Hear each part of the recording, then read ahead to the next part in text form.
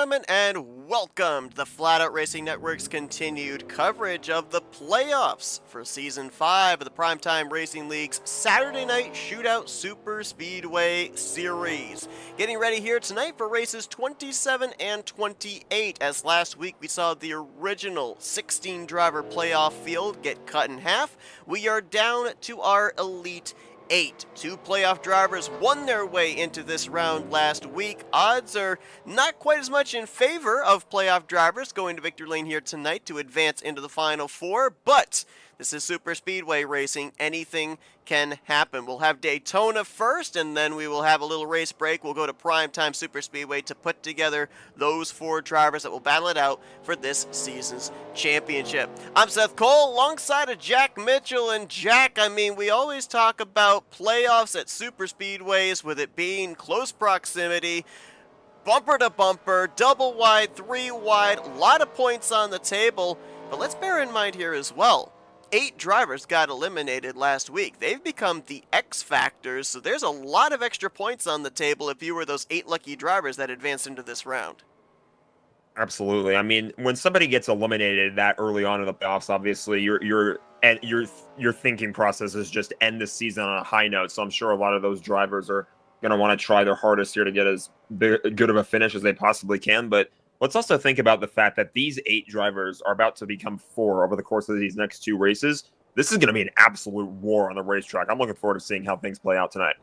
Interesting kind of to think about what the driver mentality is going to be, specifically for this first race, right? Because if you can leave Daytona with a solid run, a win, a top 5 finish, build a bit of a cushion over maybe some of your other playoff contenders that struggle here, you don't have to have quite a sense of urgency when you go to Primetime Super Speedway for the second race of the night. With that being said, do you think, as one of these 8 remaining playoff drivers, we maybe tunnel vision a little bit and maybe treat this race as a must-win situation?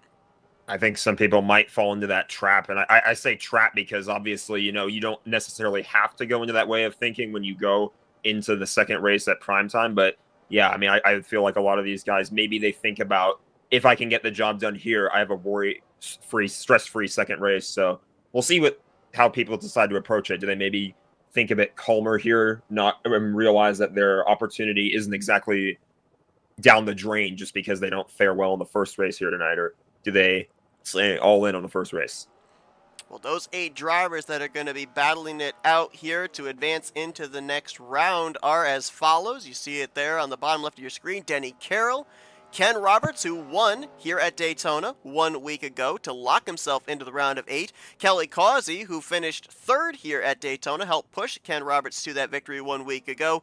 Brian Lovell, Bobby Farrell, Billy Elliser, Greg Lovell, who went to victory lane last week at Primetime Super Speedway to lock himself into this round, and Greg Palmer. They're all even at 2,000 points apiece. So with that being said, if you end up finishing well here, you're going to glean some pretty good points. If you don't have a good finish, you're going to find yourself having to scramble when we get to the elimination race here later on tonight at Primetime Super Speedway. Drivers are gritting up, getting ready to go racing here tonight. 24 drivers will be taking the green flag. It came down to 7 thousandths of a second for the pole position here tonight, as Nate Balser is going to be the one to lead us to green. Greg Lovell, playoff driver, to his outside. See him with that bright green driver rear banner, spoiler, and splitter, as do all of the other playoff drivers in this field. Rodney Sullins, playoff driver, will line up in row number 2 with another playoff contender in Brian Lovell. Ken Roberts, as mentioned, won here 1 week ago, playoff contender alongside of Randy Waugh.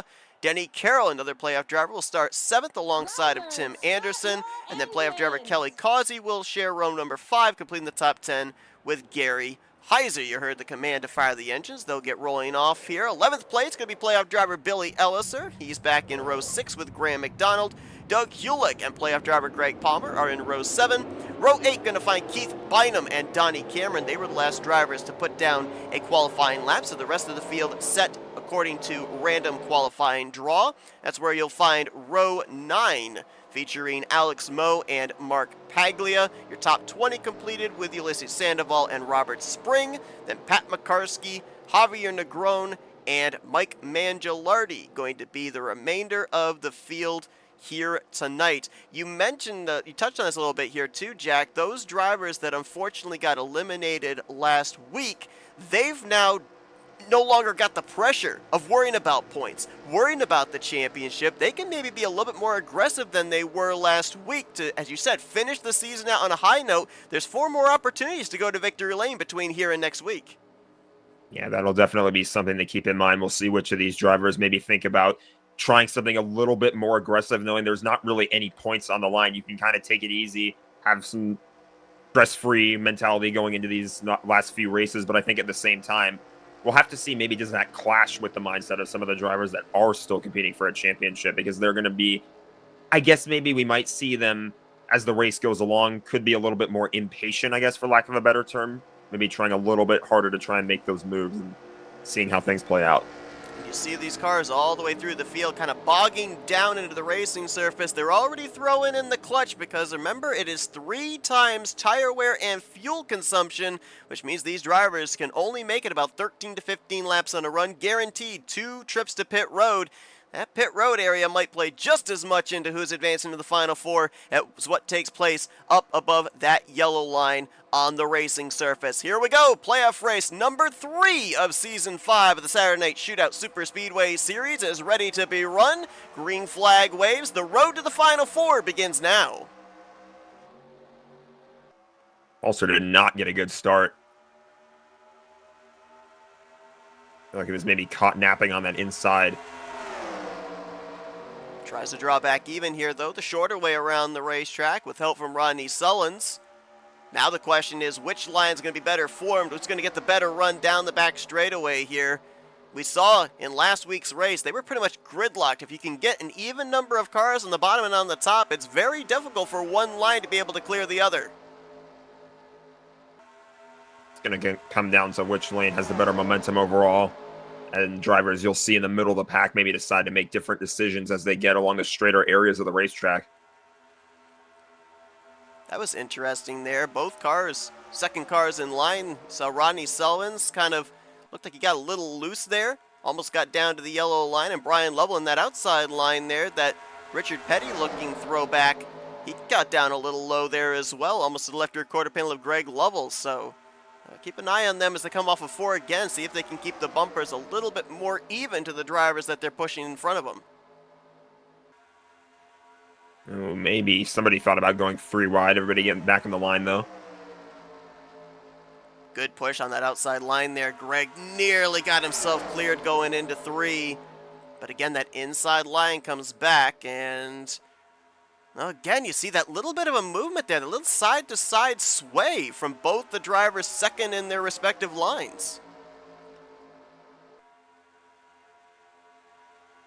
Not sure if it's like the banking there coming off of the corner, if maybe they're breathing the throttle a little bit, getting a run through the center of the corner. They have to lift, and that's getting the back end of the car a little bit light as they're trying to line up the bumpers on corner exit, but something to kind of keep an eye on there. The front 2 of the respective lines, Balser and Greg Lovell, they look pretty steady. It's the drivers behind them that are kind of moving all around. We got 3 wide. That's Kelly Causey up there in that 3rd lane. Mentioned he helped push Ken Roberts to a victory here at Daytona 1 week ago. Finished in 3rd, had himself a nice cushion to the cut line and was able to preserve that when we got to Primetime Super Speedway for the elimination race. And Randy Waugh has now jumped up to that 3rd line right in front of Kelly Causey. We are gridlocked 3 by 3 by 3, about 4 rows deep. On the 33 of Tim Anderson, looked like he might have wiggled for just a little bit. It looks like he was able to keep it straight. No harm, no foul. Graham McDonald in that middle line trying to draft up to Tim Anderson. Ulysses Sandoval looks like he just jumped to the middle to help push him forward. Well, you can see right there the combination of getting some help and the draft there. Look how the 24 was able to close up about 3 car lengths there during the span of 3 and 4. All it takes is that one little push. Get a little bit of help from the draft, and that can be enough to carry you forward. Ooh, who led that lap? It was close. Looks like scoring's going to give it to Randy Waugh. I'll have to see just how close that interval was, because it was a photo finish between him and Nate Balser. And that's something else that we don't really take into account when it comes to playoff races at a super speedway, but when we talk about how close points potentially could be, a lap-led bonus point could be a godsend, could be a difference maker between, if you're not able to win your way into the Final Four, maybe pointing your way in, either being the cut line, being just above the cut line, or maybe being that first driver on the outside looking in. Yeah, that's a fantastic point. I mean, it's just one bonus point, but all those little bonus points that you can get throughout the race matter. The gap last time by between Randy Waugh and Nate Balser was 0.06 of a second. Not nearly as close this time, as we're starting to see that second and third lane fizzle a little bit. Maybe lost some momentum there, and your top two are clear on the inside line. Ken Roberts, third car on the bottom, also looking to clear off of two. Almost wondering if maybe that third car on line, I can't quite tell what number that is. Maybe he wants to try and jump up, but he's not totally clear. That'd be the 55 of Ken Roberts. Right now, second highest running of the, the highest running of the playoff drivers. Gary Heiser right behind him as well. At number 3, currently in the 4th position. A couple of other playoff drivers you can see back there on the inside line working their way forward. Denny Carroll in the 41. Billy Elliser in the 26. Of our 8 remaining drivers that advanced into this round, 3 have yet to go to victory lane. That being Brian Lovell, Bobby Farrell, and Billy Elliser. By the way, update on Bobby Farrell, he is the only one of the 8 playoff drivers that is not here tonight, so we know that at least 3 other drivers will be eliminated at the end of these 2 races. Bobby Farrell officially will be one of those drivers eliminated because with how many points are on the table here, you missed the first race, you're in a must-win situation for the second race, and there's no mathematical way you can point your way in. I must wonder what that does for the mentality, too, of the rest of the playoff drivers. You look around the rest of the field, you look around the entry list, and you see one of our competitors isn't here tonight. So maybe the mentality changes just a little bit, knowing that you have one less competitor to worry about. That's a good point. Yeah. Only 3 elimination spots instead of 4, so your odds are decreased a little bit in terms of your odds of getting eliminated. So, yeah, didn't think about that, but we talk about it all the time, big picture racing. So whether it's 3 or 4 elimination spots, in order to at least get to the checkered flag, you got to have the car in one piece. So we've seen some good hard racing here, but they've been racing it clean, and we're very quickly approaching double digits here in terms of lap counter, which means that these drivers, while they're racing side by side here, trying to get track position, they're also going to have to switch the other half of their brain over to thinking about pit strategy. Yeah, at some point, these guys are definitely going to have to think about when's the right time to make the maneuver on the pit road. And obviously, we've seen in the past that, especially at a track like Daytona, having the right strategy can pay dividends.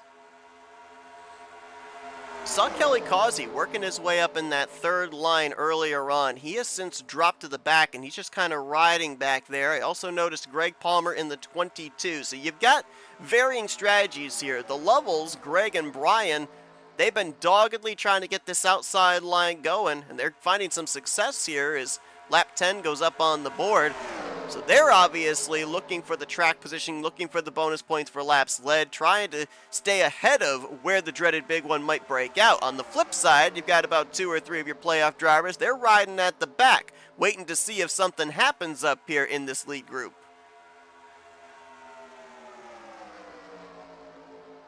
.44 getting awful close to the back bumper of the 8.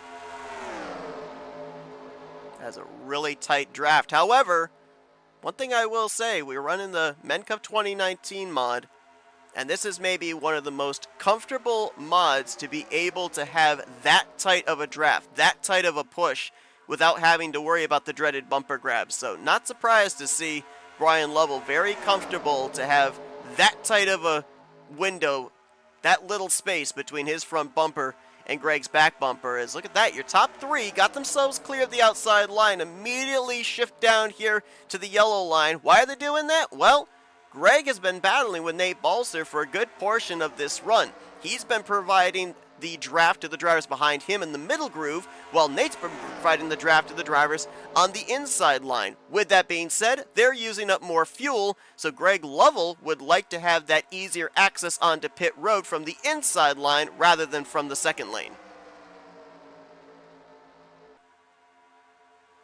The top 3, 4 are clear right now on the inside. I'm not entirely sure what the window is when you want to first make your first pit stop, but I have to feel like if we're close to that point, I feel like these people on the bottom are going to be a lot more comfortable making the maneuver on the pit road. We're definitely close. About 13 to 15 laps was about the furthest they were able to go last week when we were here at Daytona, and we're about to complete the 12th lap here this time by, so expect to see the 79 and the 8 maybe to be some of the first ones to have their hands out the window, lighting up those radios saying, hey, I'm coming to pit road, and we'll have to see how many come with them. Last week, our first round of green flag pit stops, we ended up splitting pretty much into 2 groups. Half the field came down pit road one lap, half the field came down pit road the second lap. They were all very organized, but organization's only half the problem. You got to make sure you get that thing woed down to 55 miles per hour. You don't want to get pegged by the speeding police. Not sure if there was a little bit of a hiccup there from Ryan Lovell in the 44 car. He kind of shifted to the high side for a brief moment. There was a little bit of separation between him and the 8 car of Greg Lovell, but everybody's still able to keep it straight, keep it in line. I think we're pitting. I saw a lot of radio chatter there as they crossed the stripe last time by. Here we go. About a dozen drivers on pit road this time, including Greg Lovell, Brian Lovell, Ken Roberts, Denny Carroll amongst your playoff drivers. We were almost 3 wide going on the pit road. Fortunately, it's rather wide there for pit road entry. It narrows up when you get to the commitment line, though.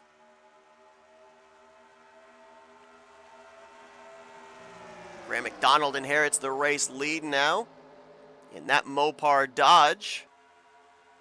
Ulysses Sandoval, Alex Moe, Doug Hewlick staying out there. Looks like Kelly Causey and Greg Palmer of our playoff drivers have stayed out the extra lap. We can expect to probably see all of them on pit road here on this lap. Let's see if they can come down as organized as the first group. Oh, Ulysses maybe had a bit of a wiggle there. Oh! Brian Rawson with a little hip check to Greg Palmer. He's able to keep it going, but that's going to cost a lot of track time there for the playoff driver in the 22. Pat McCarskey slow coming to pit road. He might have actually run out of fuel. I was going to say, I noticed there was one point when we were looking at the backstretch, he was below the apron, below the yellow line, and he wasn't going as fast. I was almost curious, did he even go on the pit road at first? So maybe some issues with that 97 car. He's definitely coasted it to his pit stall. Almost wonder if maybe he tried coming down pit road with that first group, maybe missed pit road entry and had to come around a second time. But obviously he's going to lose a lot of track time as well, as now we try and figure out where this first group is going to mesh with the second group. Greg Lovell leading them, and here they come up on that leader of the first group, Graham McDonald. This is where it gets scary. And that's the lead exchanged right there. Well, maybe not. No, I thought that Graham McDonald was the first off pit road. Actually, Alex Moe was the first driver off pit road of that group. But he's a sitting duck against a pack of 4 all nose to tail here. Yeah, you see he just stayed on the bottom. He let everybody go right by. He'll find a spot to get back in line, hopefully. He'll drift outside of the top 5, maybe back around the 8th, 9th position. That's Greg Lovell back to the point. Brian Lovell into second. Rodney Sullivan's third, then Ken Roberts and Denny Carroll, your top 5. 4 playoff drivers right up here inside of the top 5. And this is one of the tough things about super speedway racing as well, Jack, is because since everybody's in close proximity, it's very difficult to be able to run away from your competition. I mean, look at this. We're side by side, 2 rows deep. Look at the playoff green spoilers all around each other. This is what I meant when I said it was going to be a war on the racetrack. Everybody's so close to one another. And it's just hard to maybe not have that nagging feeling in the back of your mind when you see those bright green spoilers and things like that that are on the car that, you see all that and it's like, oh boy. So crunching the numbers here, we had a number of machines come to pit road at the completion of lap 13. The second group came to pit road at the completion of lap 14. So if we continue to run the same trend of fuel numbers here, that means that Greg Lovell and his pack, their next time they'd have to come to pit road would be the completion of lap 26, which puts us at 13 to go, which would put them about a lap short of making it the rest of the way. The other drivers that came to pit road the lap later at the completion of lap 14, they could go to lap 28, and that would put them at 12 laps to go within the window to make it, which makes me almost wonder. I just was noticing that Greg Lovell and Brian Lovell, they're kind of fading to the back here. Maybe going to drop back here, try to save a little bit of fuel, save that one lap of fuel that they could be lacking here if we run the rest of this race under green.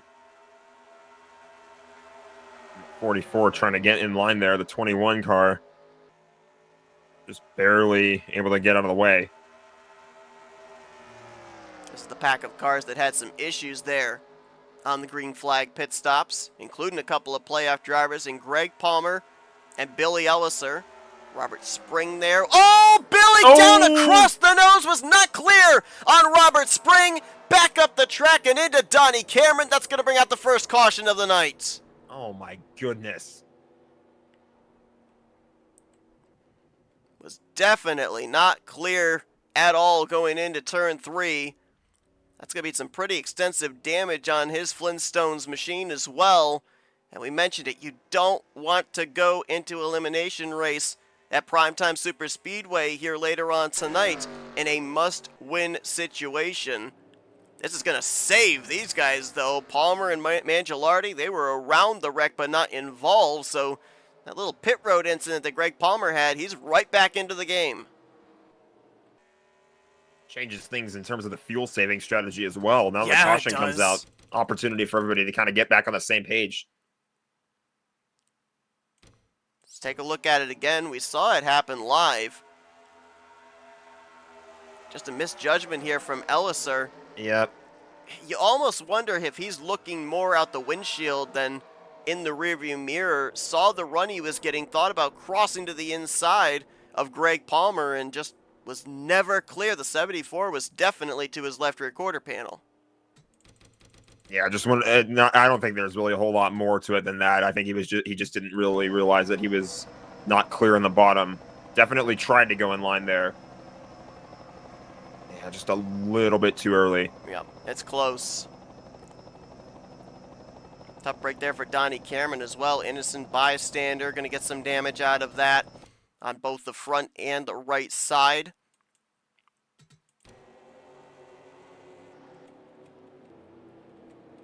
And Kelly Causey going to stay out here. So here you go. Causey hasn't led a lap yet tonight. Going to get that bonus point. He'll give up track position as he'll probably come to pit road this next time by. But hey, a bonus point is a bonus point.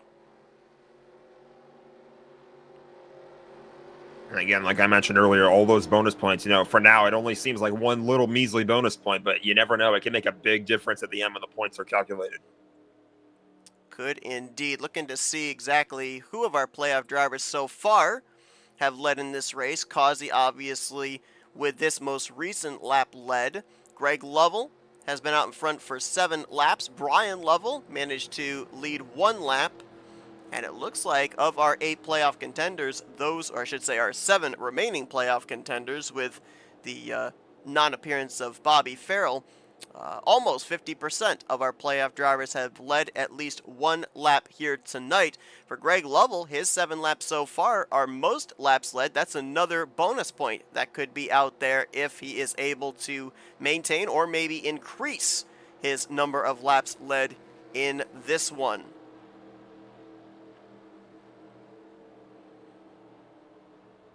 We'll see there were no lap cars during the course of that run, even after the cycle of green flag pit stops. So this may be an expedited caution. We may see the lights out on the Dodge Charger pace car this next time by and get ready to go back green into the second half of this race. A reminder to everybody, this is the first of 2 races here tonight. Once this race is concluded, we'll go into an FRM post-race wind-down. We'll chat with our podium finishers from this race at Daytona.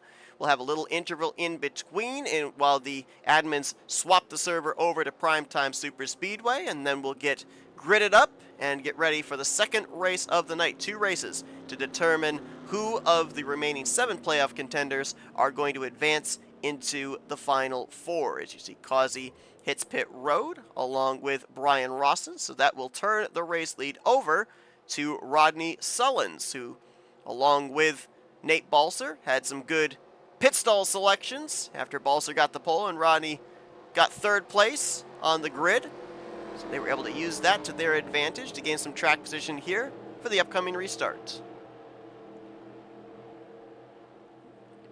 Glad to see the 28 cars still running that Lotus scheme. Last time I did a race here at FRN, that was the PRL special event, the Firecracker 400 at Daytona, and there were some nice paint schemes in that field. I'm glad to see some of them are still on here today. They are indeed. That Lotus scheme has had some success here this season. Found Victory Lane was in the playoffs last week, but unfortunately was not able to advance into this round of 8.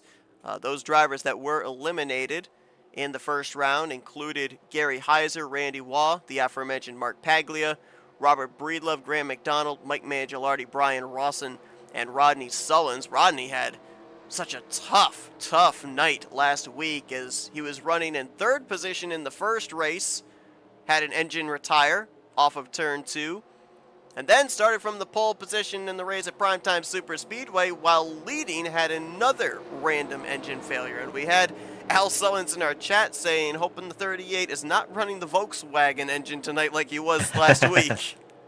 Yeah, it's a tough break. I mean, every now and then you're going to get unlucky with that engine, and it's unfortunate, but the best thing you can do is just keep chugging along in the next race.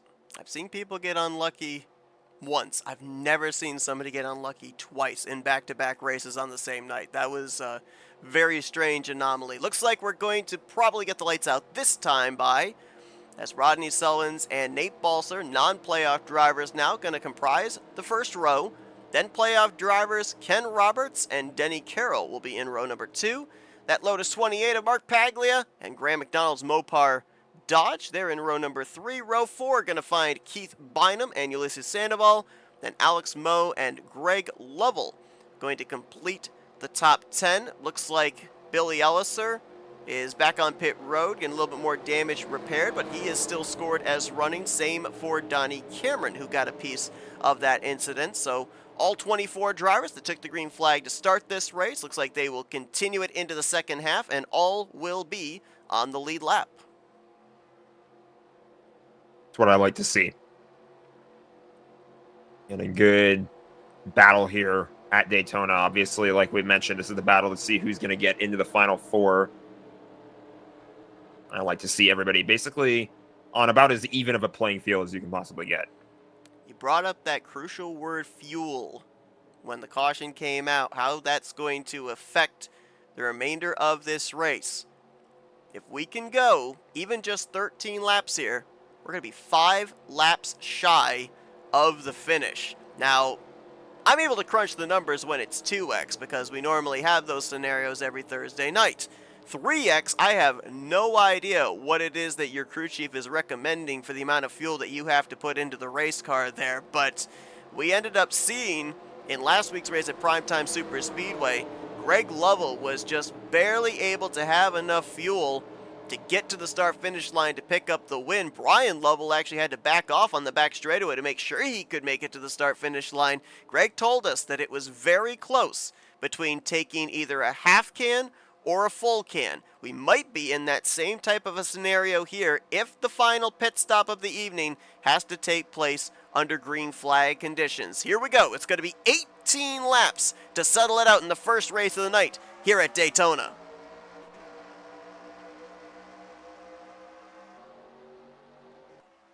Somebody did not get a good start on the inside, and you see the 41 going to go and fill that gap very quickly. That would have been Keith Bynum, that camouflage number 63. Look at how quickly, with Denny moving down there to the inside lung, look at how that killed the momentum of the outside line. Balser was side by side with Rodney coming to the stripe. He's now back trying to fight to stay in the top 5 against Bynum. Oh my gosh! That was a scary moment. That was super close. That was almost very similar to what brought out our first caution with Elliser and Spring over in turn 3. Balser just barely was able to clear across the nose of Keith Bynum. That's a playoff contender, too. If he takes them out, that would have been crazy to kind of see the ramifications of that going into the next race of this round. Denny Carroll now going to move down to that inside line. Looks like the leader is going to run the middle groove right between those hash marks. So Denny seems clean racetrack. Try and pick up those drivers on the bottom and see if he can work his way forward. Denny, a two-time winner this season. Would love to be able to pick up the victory here tonight. Advance his way into the Final Four to compete for the championship. But right now, it's looking like kind of different to the first run. It's looking like that middle line is gaining a little bit more momentum, especially off the corners and onto the straightaways. I was going to say, I couldn't quite tell whether the bottom or the top seemed to be the preferred line, and I think that basically means it's the middle. Just noticed at the rear of the field, Billy Elliser, who was involved in our only caution up to this point, he is losing touch with the field. Certainly you could think some aero damage attributed to that after he took a pretty hard lick into the outside wall. And right now, as mentioned, everybody is still running on the lead lap, so he is currently 24th of the 24 drivers. A 24th place finish in a 24-car field is just about the same as if you suffered a DNF in the race, so unless something happens here to turn the fortunes of Billy Elliser, he would definitely fall into a potential must-win situation in the upcoming race at Primetime Superspeedway. It's like about the top 5, maybe 6 cars are clear right now. I'm almost wondering if the inside line gets a bit of a run here. Which of those drivers are going to be the first one to jump low and try to capitalize on that momentum? There's Doug Hulick, the PPG paints Toyota Camry on a Team Wrecking Ball. Right on cue, as you were talking about someone diving down there, he does. Picks up Denny Carroll and will try working his way forward. See if Ulysses Sandoval jumps down there and Graham McDonald. They're all teammates. And yep, there you go. They're now going to try and give a little bit of draft to the 23, try and tow him and the rest of the inside line up. They got a nice little run there, too. There had to have been some internal communication there. I feel like the radios were lighting up. Ulysses was maybe thinking, I'll go low if you go low, and it got them a pretty nice run, too. The 24 might challenge for the lead right here. They're now going to get that remainder of the inside line caught up to them there. Lost a little bit of time with that gap from the 96 to the 23, though, as Sullins will keep himself cleared out in front. Graham is, I believe, barely to the left rear. Well, he was there through 3 and 4, but loses touch off of 4. He was to the left rear of Ken Roberts. I'm getting really tight through those last couple of corners. Ken Roberts is in an interesting situation right here because Rodney is creating the draft for him. Rodney will probably have to come to pit road sooner than everybody else since he has led since we went back green on the restart. Ken Roberts has an opportunity, obviously, to be able to win his way into the Final Four, but would he maybe be content to ride behind the 38, come away with a second place finish, rather than maybe run into an issue trying to fight for the race win? It's an interesting dilemma to be in because obviously you want to try and fight for the win, but if you can finish second, that's a pretty decent points haul. Third line, Alex Moe in that red Lowe's 48 leading the charge. Oh my gosh, this is going to be a huge wreck. Oh my goodness. Corner wrecks are always the worst, and we've got a couple of drivers up and over. Mark Paglia, Mike Mangialardi. Oh, Greg Palmer caught up in that one, and that could be his playoffs, depending on what happens in the upcoming second race. That's going to be a devastating wreck for so many guys. Again, like you said, it was that corner wreck. It really took out so many names in this race. Pole sitter Nate Balser was collected up in that.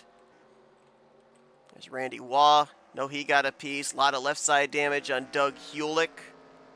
I believe Kelly Causey was another playoff driver collected up in it, though I don't see much damage. He might have been involved in a harmless spin, but he was definitely part of the wreck, as was Donnie Cameron.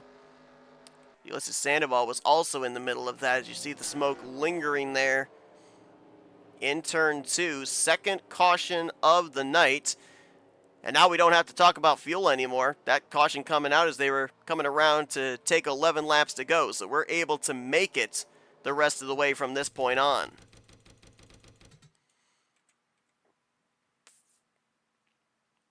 Let's try and figure out how this started.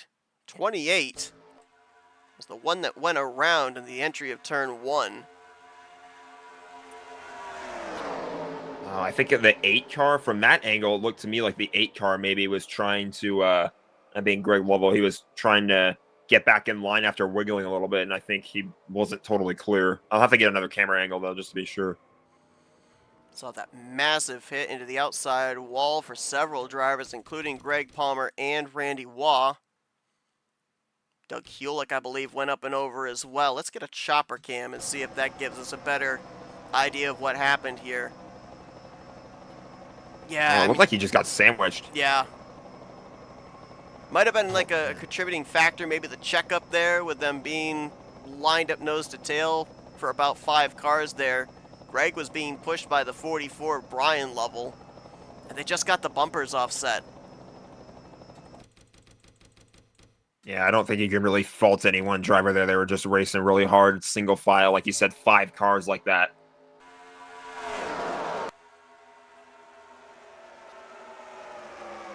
And not really anywhere else for anyone to go. I think there was a little bit of reaction in there, too. That's what led to those cars flipping, was people were reacting to the car that was spinning out in the middle of the corner. As we bring this back, keep an eye on the 22 of Greg Palmer, who was up in the 3rd line. He was with Alex Moe, starting to make his way forward. The last caution saved him after an issue on pit road. This caution did not. Hard lick. Wow. Look how he throws the 23 of Doug Hewlick forward. I was going to say, look at the way the 23 just got tossed like that. And such an unfortunate break. We'll also focus a camera on Kelly Causey as well, another playoff driver that got a piece of it, but I don't know if he got much damage.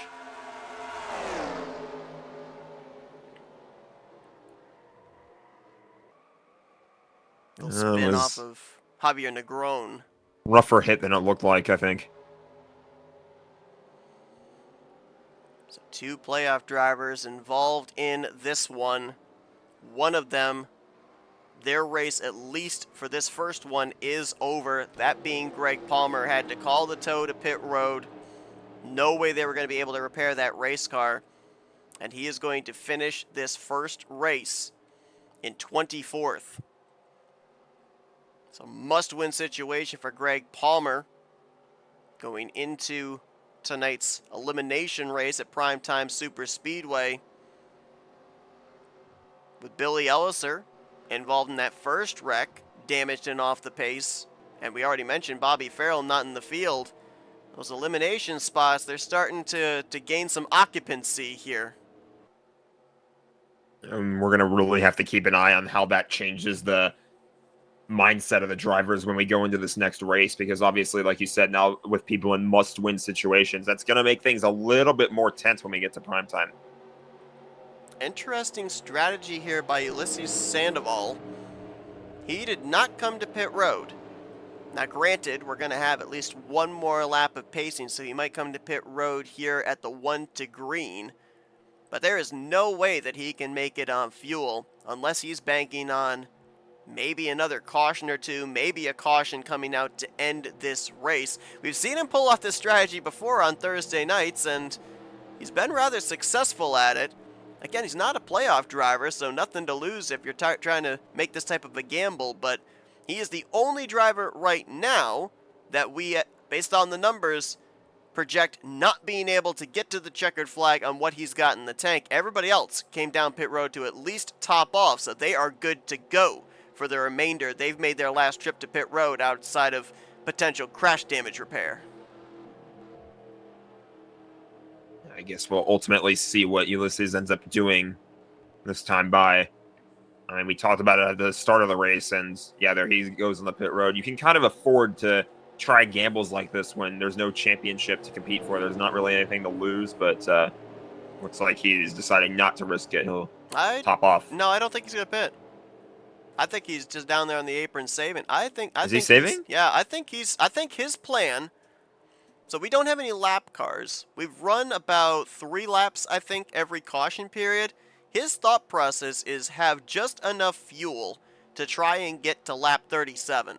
If a caution comes out after lap 37, the race is going to end under yellow, and then he can coast around under pacing the remainder and hopefully have enough to get to the checkered flag. That's his thought process right now. It's a gutsy call. If it were 2x, I'd say, yeah, go for it. 3x? 3 times fuel consumption? I don't know. That scares me a little bit. The fact that, in essence, you're almost basically relying on, do you have enough fuel left in the car under pacing if a caution were to come out? Exactly. And that answer is not always going to be yes. A pretty brutal way to lose a race, too, to run out of gas under pacing when you're coming back to the checkered flag under yellow flag conditions.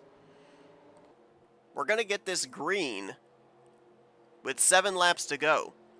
Why that is important is Rodney Sullins has led 14 laps to Greg Lovell's 7. There is mathematically no way that Greg Lovell can lead the most laps now, so that takes that bonus point out of play. Rodney Sullins, a non-playoff driver, is going to get that said bonus point. So that makes even just that one lap led bonus point all the more important for the playoff contenders. Yep, sometimes that 1 point, it's all it takes. So the way they're going to line up, every point matters. It does indeed. So the way they're going to line up here for this restart, Ulysses Sandoval going to try and make it on fuel. He'll have Rodney Sullins to his outside of the front row. Ken Roberts, the highest run of the playoff drivers, looking for back-to-back victories here at Daytona, will line up in third.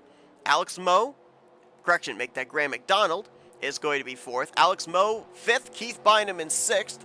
Denny Carroll will be seventh with Gary Heiser in eighth. Brian Rawson and Javier Negron are going to be your top 10. That's only 2 of your 7 playoff drivers. They're going to start this race up inside of the top 10. Where are the rest of them? Kelly Causey, he's going to be back in 12th place. Brian Lovell in 15th.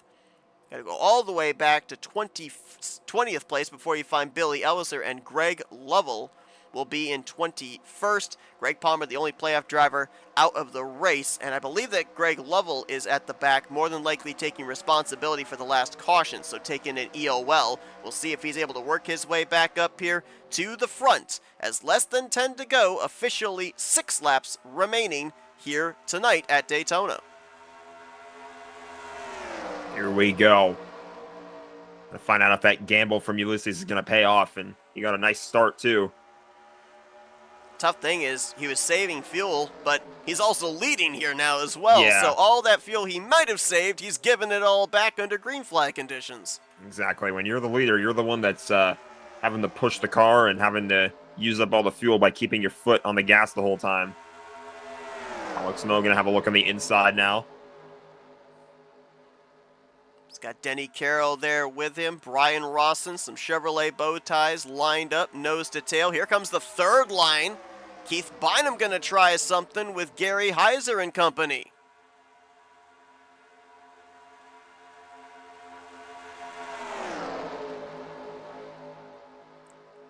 Ooh, something just happened right there with Robert Spring. That checked up just about everybody in the mid-pack. Everybody fanning out Alex there. Moe. Finds a path in line there. Whoa! Oh! Bynum coming down and not clear. We were very nearly 4 wide. Look out!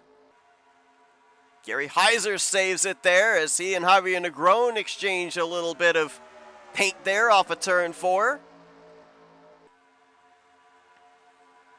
The difference in this field right now from the front to the back is night and day. Everybody's calm. Everybody's taking it easy. They're waiting for their right moment in the front, but there's a few more desperate moves being made in the back, and we've seen it's almost led to some crashes. Keith Bynum again trying to pinch that inside line. Almost got clipped off the right rear of Alex Moe. Nearly got turned in the left rear by Brian Rawson. He's trying to fight to find his way in line here as he's currently being freight trained up in the outside. Oh, someone just blew up. It's Oh! Rodney again. Are you kidding me? The Find out right third now. straight race. No caution. Rodney got into pit road before the debris caution could be thrown. This is uncanny. There's no rhyme nor reason. It only just now processed in my brain who that was, because my mind was thinking, okay, are we going to have a caution or not? And it looks like the answer to that is no. But yeah, like you mentioned, that's now 3 races in a row where he's just had his engine expire on him in the middle of a race like that. And while running up at the front, he was in second place at the time. Every time in these last 3 races that he's had an engine expiration, he's been up in the podium. Leading second and third. Sometimes the sim racing gods are just unfair. Engine ignition is what they're saying was the cause of that mechanical failure for Rodney Sullins. Also, Doug Hewlick, a couple of laps ago, had an issue as well, a mechanically engine gearbox, and he's out. He's out of fuel. Ulysses is out of fuel. I was wondering that when I saw him dodge to the bottom, and strategy, the gutsy call did not pay off there. He's not a playoff driver. He came into this race 27th in points. He's only made, I believe, 7 of the 27 races this season. So, hey, why not? Throw it at the wall, see if it sticks. But Ken Roberts, though, looking for back-to-back Daytona victories here. Ken with his 3rd win on the season 1 week ago. Going to be 2 laps to go for a playoff contender, an opportunity to get himself into the Final 4. I have a few more playoff contenders trying to force their way to the inside. You know, when we did that special event broadcast for PRL near the 4th of July, I asked a handful of drivers what their preference was going to be. Would they rather be in the lead with 2 to go, or would they rather be pushing with 2 to go? I don't think Ken Roberts was even a part of that race, so I guess we're about to find out right now. And it's even more critical of him being a playoff driver. Kelly Causey up there in that second lane. Ooh, he's going to get shuffled into the middle, though, by Keith Bynum. That's going to break that group up. White flag, 1 lap to go here from Daytona. Does Alex Moe have any thoughts about the lead here from Ken Roberts? If he makes a move, where does Brian Rawson go? Where does Denny Carroll go? And Roberts is probably worried sick about what Alex Moe is trying to think about doing. But if he does make a move, no move made here on the backstretch. So if he does make a move, it's going to be in these final few corners. I feel like, too, if a move is made, don't run the risk of blocking. You're at least right now in line to finish, if not with the win, on the podium. Don't give those points away. Moe going to shade up to the top side here off of 4. Going to try and get a run with a little side draft. Who's going to help? Looks like the bottom's going to be where the help's at with Rawson. Ken Roberts. Back-to-back Daytona victories here in the past 2 weeks. I had a feeling he was pretty worried about what the 48 was going to try, but ultimately he decided to just stick with it on the bottom, and it paid off after he got that help. 4th win on the season for Ken Roberts. That now breaks a 3-driver tie for most wins in Season 5. He will stand alone with 4 victories. And what a time to get hot. He had 2 wins during the regular season, but how about a 2 out of 3 record of going to victory lane in the first 3 playoff races? Not bad at all. Great time to show up, honestly, when it matters most. Alex Moe tried that outside line, came up 29 1/1000ths of a second short. And Brian Rawson, who played a big difference maker there, into Roberts' nose being the first one to the start-finish line, will bring it home on the podium. 61 1/1000ths separated your top 3 finishers.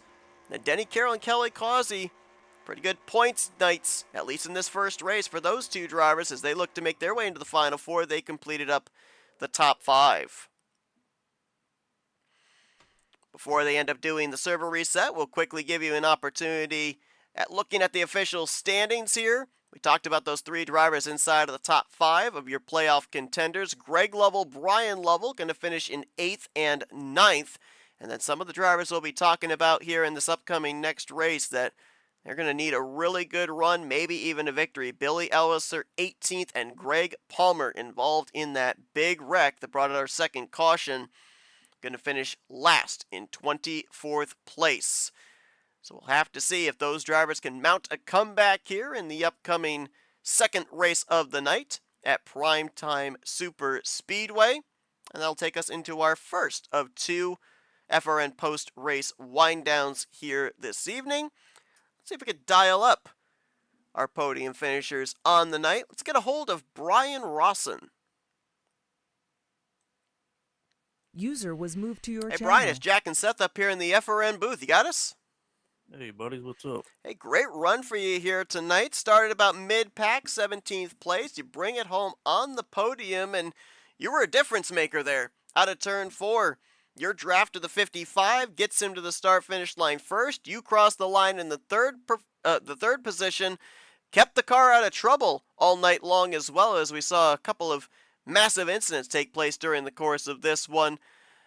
We were kind of trying to figure out the energy of the field here tonight, because obviously there's some drivers that are battling for the championship, but there's also other drivers that they're not having to worry about those points. They're just out there trying to end out the season with a victory. So where were you at as far as what line you were going to try and make a move in, and was there any path to maybe see if you could split them and put this 6 in victory lane? Man, I just try to run with everybody runs with me. It was me far stretch to get past Alex and Ken both, but I was glad we were able to keep it clean. That's all that matters, man. That's to me. I just try to be a clean guy and don't cause no problems and have fun.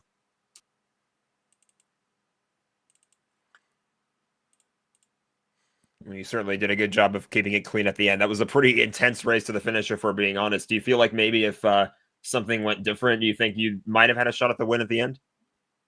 If Alex and Ken started mixing it up, maybe, but it's real tight at Daytona, man. So one little small move can take you out and a whole bunch of people. So you really just gotta stay focused on your line and try to trust the guys around you. Obviously, we documented the 8 drivers that unfortunately were eliminated from the playoffs after the 2 races last week. Does this kind of help to be able to give a sense of momentum to close out the season, as unfortunately you're no longer in the title hunt, bringing it home solidly with a podium finish here and maybe following it up with another solid run upcoming race at Primetime? Oh yeah, for sure, man. I had 2 terrible races last Saturday, so it kind of eases that part of it and brings back all the fun you have doing it. Well, Brian, congratulations on the great run at Daytona. Hopefully we can see you follow that up here with a solid outing on the upcoming race at Primetime Super Speedway. Before we let you get back at it, we're going to turn it over to you, let you do some thank you sponsors and shoutouts. Hey, I just want to thank all my teammates that run with me, and thanks Seth and for putting on the broadcast. Thanks Graham and PRL for the events. It's fun times for sure, man. Y'all take care and God bless. Brian Rawson, 3rd place here in the first race of the night at Daytona. Looking to continue this momentum here for the rest of the evening at Primetime Super Speedway. Best of luck. You too. Let's see if we can now get a hold of the driver that brings it home in the 2nd position. He gave it a try off of turn 4. Finishes runner-up at Daytona. Let's get a hold of Alex Moe. User was moved to your Hey, Alex, channel. it's Jack and Seth up here in the FRM booth. You got us? Hey, what's up, guys? Hey, great run for you here tonight. In the conversation for this victory, you kind of got the sense you were setting Ken up there. We were wondering how long you were going to wait. You make that move there off of turn 4. Looks like you had it timed perfectly. Did you just need that draft from behind to be able to edge him out? Definitely could have used some help from the 6th there, but I think he told me on Whisper he had his hands full with Denny. So, I mean, it don't matter. Ken's a playoff driver. He's a great driver. He deserves the win. I'm just out here just running for fun.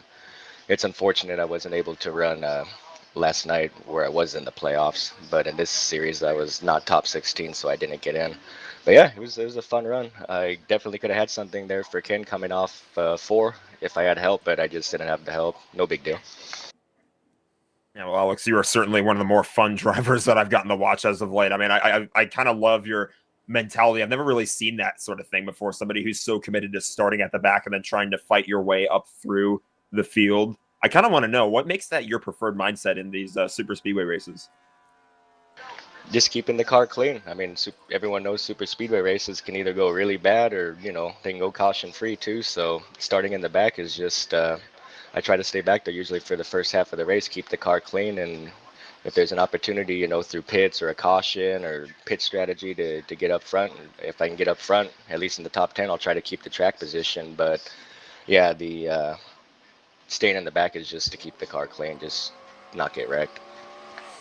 Well, being at the front and being at the rear of the field, obviously you're able to observe a lot of what goes on during the course of a race. And Jack was observing during the second half of the race especially. It seemed like up at the front for the playoff drivers, relatively calm, orderly, but then you get back around mid-pack to the rear of the field and there's almost a sense of desperation. Were you able to sense that type of energy there?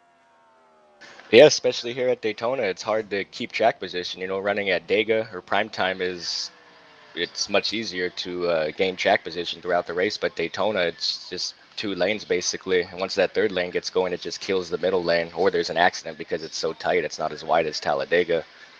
Daytona here, you just want to keep all the track position you can. So I'm sure those guys mid-pack and back, especially in the last 10, 15 laps, are starting to panic a little bit. You guys got the best view of all that, so. We definitely did. Well, Alex, congratulations on a great run here in this first race. Maybe we see you get that one position better in the second race of the night, upcoming here at Primetime Super Speedway. We'll let you be able to get out there, turn some laps here, and get ready for that second race. But before we do, give it the opportunity for some thank you sponsors and shout-outs. Yeah, I just want to thank everyone who puts this league on. You, Seth, for broadcasting, and Jack, too. I just want to send some prayers and condolences out to the Cannon family. David Cannon passed away, I heard, and also the Lovell family. They lost their father, Eugene, this week. It's just one of those weeks where, unfortunately, people pass away, and there's nothing we can do about it but mourn and just, try to do better in the future. So I just want to pass my condolences on to the Cannon family and the NR community, as well as the Lovell family. And yeah, hopefully I can win one in this next race. Like I said, I'm not running for points. Just want to be respectful of all the playoff drivers and keep it going.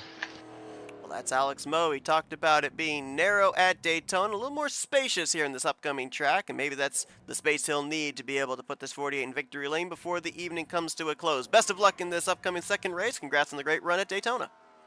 I appreciate it. User was Alex moved out Moe of just your short channel. of his 3rd win on the season. This driver, though, now stands alone with 4 victories, and 2 of them during the playoffs. Let's dial up back-to-back Daytona winner, Ken Roberts. User was moved to Hey, your Ken, channel. it's Jack and Seth up here in the FRM booth. You got us? I got you. Hey, it's a little deja vu from last week, right? We talked to you in Victory Lane at Daytona. You advanced your way into the round of 8, and now Victory Lane at Daytona once again, making a case for yourself to be in the Final Four to compete for the championship. Your 4th win on the season as well. 2 regular season victories during the course of 22 regular season starts. Then you get knock off 2 of them here in 3 playoff races. What a time to get hot. Yeah, kind of the opposite of what the season was. So yeah, good. Yeah, it's working out pretty good. So I'll take it. Do you feel confident that maybe you'll now be able to keep this momentum going in the prime time? Because obviously you've got the win under your belt, so that'll help you a lot. But you think maybe you can go back to back? Well, that's tough with this group. It'd be nice, but some nice bragging rights. But yeah, it's going to be pretty tough with this group here. There's some pretty good racers in here, and was fortunate. Ulysses ran out of gas there, and so just got kind of lucky on that last race. But we'll see what happens. We'll see what happens in the next race.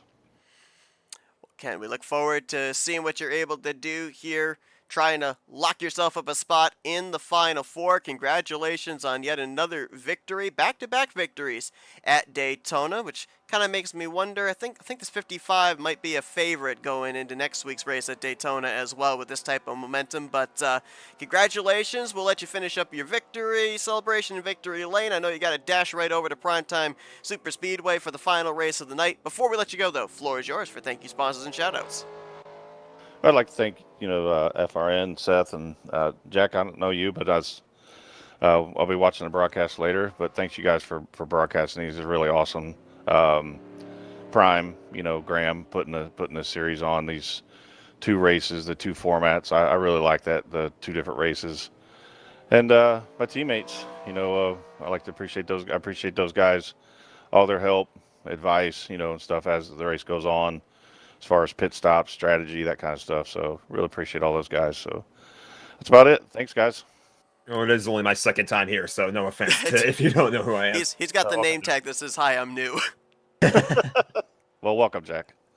Thank you. Well, Ken, congratulations on your victory at Daytona. Best of luck here as you look to solidify your spot in the Final Four with our final race of the night here at Primetime Superspeedway. All right, thanks, Seth. Thanks, Jack. Ken Roberts, User was moved winner out of your here channel. tonight. 2 for 3 in the playoffs, and would love to go 3 for 4 and be the only driver to, in essence, win his way into the Final Four, causing the other ones to have to really rely on points. Speaking of said points, trying to see if we have an updated announcement of what those points look like coming into this race, and it does not look like we do as of yet. I'll keep double checking on this to see if we have any indication of what the gap currently is from the fourth in the standings cut line to the drivers below. We're also going to cross our fingers and hope that the ticker is still working. We had an issue with it on Thursday night, but that was with NR having an issue prior to us going live. We did have the game crash here at the close of race 1. I have reset everything, and hopefully it's going to show up here for race number 2. But if it doesn't, we just roll with the punches. But one of the big things that we're going to be talking about here in this race, Jack, that we weren't able to really talk about in the first race is space. There's a lot more of it, a lot wider at Primetime Superspeedway, of course, based off of Talladega. There's 3 viable lanes. You can go 4 wide, but that's tight. It's really tight when you're 3 wide at Daytona. So what does that luxury of a little bit more roominess mean, not only for the playoff drivers, but the non-playoff drivers as well? Well, I feel like a lot of moves were being made in that last race where there just wasn't enough space on the racetrack to make things happen the way they wanted it to. And we saw some crashes as a result of that. Like somebody wasn't clear. I forget the specific drivers that were involved, but there was one where somebody wasn't clear trying to jump in line in a bunch of single file. And that ended up costing a bunch of drivers. And we saw that car getting sandwiched as well. That also led to that massive crash near the end of the race. So that sort of thing, it seems like it might be less likely at a track based on Talladega, but then when you go to a track based on Talladega like Primetime, your mind thinks about the big one, and you almost kind of wonder, does that play a factor? Is that kind of, sitting in the back of everybody's minds that another massive crash like that could happen? So we'll have to see how people approach this next race. It was interesting you were talking about when we did that Firecracker 400, and a question that you asked some of those drivers were, do you want to be on defense or on offense in the closing stages? I almost wonder what the mentality is in terms of playoff positioning. Do you want to be just ahead of that cut line, counting cars, playing defense in this race? Or do you maybe want to be, even, as long as it's close, as long as you're not a long ways back, if you're maybe 1-2 points below the cut line, do you want to be that driver who's able to go full on offense, maybe a little bit easier to count cars here? Because I don't know if this is an overall thing for drivers. I've found this personally, and I've heard other drivers document on this as well. When you race aggressive, you're less likely to make mistakes than when you're driving defensively. I can't say I've heard that before. I can kind of understand where people's minds are at when they say that.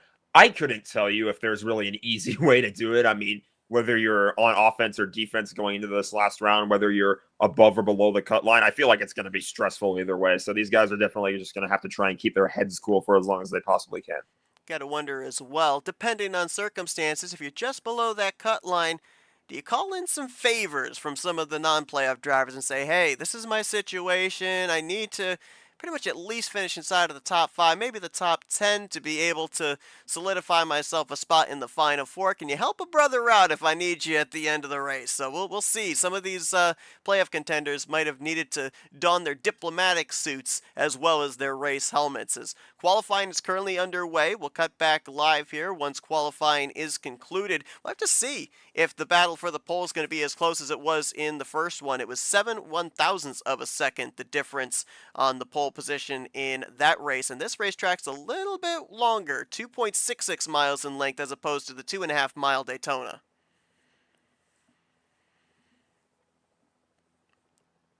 Again, we're still trying to see if we can get an updated account of what the point standings currently look like of the playoff contenders, and if we are able to get that information here between this 27th race and the upcoming 28th race, we will certainly get that to you folks. I'm still currently in the process of searching for it.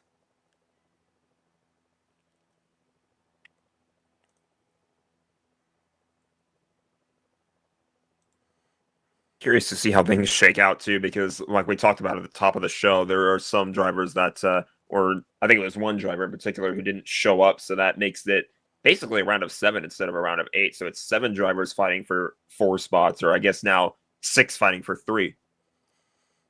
Yeah, right now, it'd be kind of hard to gauge who the 4th driver below the cut line would be.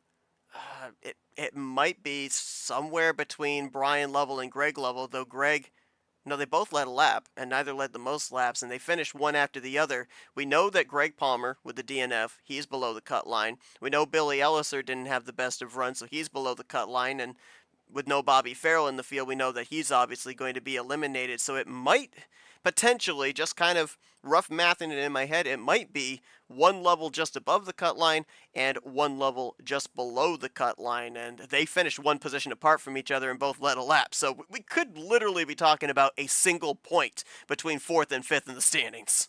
That would make things very fun. Very fun, but probably that's only from the broadcast perspective. From the driver's perspective, you're probably sweating bullets at this point. Yeah, we're able to look at the numbers and get excited. They look at the numbers and they're sweating bullets. So it looks like qualifying is completed here. And it looks like it's going to be Greg Lovell who's going to get the pole position. It's going to be 3 thousandths of a second between him and Nate Balser this time. So even closer than what it was at Daytona. And with Greg being, if our projections are correct, right around that cut line, that's a huge pole for him, because not only does he have good starting track position here at the beginning of this race, he's also got that #1 pit stall. That could be important during both green and yellow flag pit stops.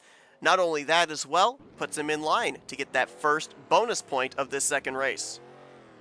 And it does. And, that's something else that we don't often think about when it comes to qualifying, because typically the mindset when it comes to these Talladega-style races is it doesn't really necessarily matter where you start. Obviously, you'd like the better starting position, but if you're in it, you can win it. But when you have the pole, you have that front pit stall, and that can really play a big factor when it comes to those pit stops. Again, we're still currently trying to see if we can give you an updated idea on what the playoff situation looks like in terms of our, I guess we'll say, final 7, since there is no Bobby Farrell in the field tonight, so he is an automatic elimination. While we're doing that, you heard Alex Moe refer to it, and we at FRN want to express our condolences as well to Greg, Brian, Dan Lovell, the entire Lovell family, the passing of their father. You see the graphic we have down in the bottom right as well. Maybe one of the toughest broadcasts I had to call on Thursday night, as that very morning we got the sad news that David Bones Cannon had passed away, one of the leaders of Rolling Thunder Gaming. Had talked with David numerous times with the partnership we had with FRN and RTG. We are going to, in this upcoming race, have a silent lap 3 for David Cannon, but expressing condolences as well to David's family, as well as to the RTG family. A lot of individuals knew David very well, including Sean Prime, Ron Hagelin. A lot of relationships were put together there in that RTG community, and overall as well, ended up seeing a tremendous amount of support even outside of RTG in the entire N2003 community. If you didn't know Bones in terms of racing with him, if you were in the R2003 online community, you at least knew the name, and a tremendous outpouring of support for the passing of David Cannon for both him and his family And we'll continue to have tributes for David Cannon. Of course, we've got our season finales coming up on Monday night for the Bare Bones Racing Series and the Talladega Challenge Series. So we'll continue to remember the life and legacy of David Cannon as we continue to progress forward. Yeah, absolutely. I mean, I was not personally somebody who knew these people very well, but obviously, you know, when it comes to NR 2003 and really the entire sim racing community as a whole, some people make a certain impact that is definitely felt in a lot of different places, and it's kind of a reminder that, you know, these are real people. At the end of the day, this is more than a simulation. These are people that are uniting over something that they all share a passion with, that they all enjoy. And you know, it's a nice little way to kind of get away from the troubles of life, is just get together, have fun with these sim races. And so, you know, I think it goes beyond the simulation in a sense. So I think that what you guys did, I watched the opening of your broadcast for RTG the other night. That was a very moving tribute to him, and definitely sending my thoughts and condolences to the family. It's incredible to me. I remember that I was a part of a broadcast with Tarnation TV, and myself and Blaine Donlin, Rod Weston, we were talking about, it's incredible how something as simple as NR 2003, a sim that's been around now going on 22 years, how it manages to bring people together, creates a community. I mean, Jack, you and myself know each other through NR 2003 offline. A number of individuals that I've had the privilege of meeting through the last 4 to 5 years, individuals that I met through offline into online. The fact that something like this, where people show up on a weeknight, on a weekend, it expands further than you actually think. There are lifelong friendships that are made through this sim, through this game. It's incredible how something as simple as this, as simple as a computer sim, is able to change people's lives. Absolutely. It just goes a whole lot bigger than you first anticipated, and it's crazy how long it's been going on for. Like, I was amazed when I was first starting to get into NR 2003.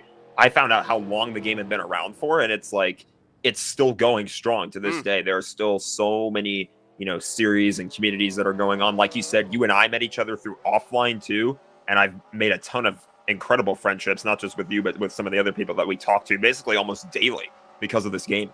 Yeah, absolutely. And as you said, too, the fact that this game has survived as well, it's constantly being updated. There are new mods that are coming out. There's new tracks coming out. There are new physics that come out. I mean, yeah, NR 2003 has long endured and hopefully will continue to do so. We are just moments away from these drivers gridding up and getting ready for the second race of the night.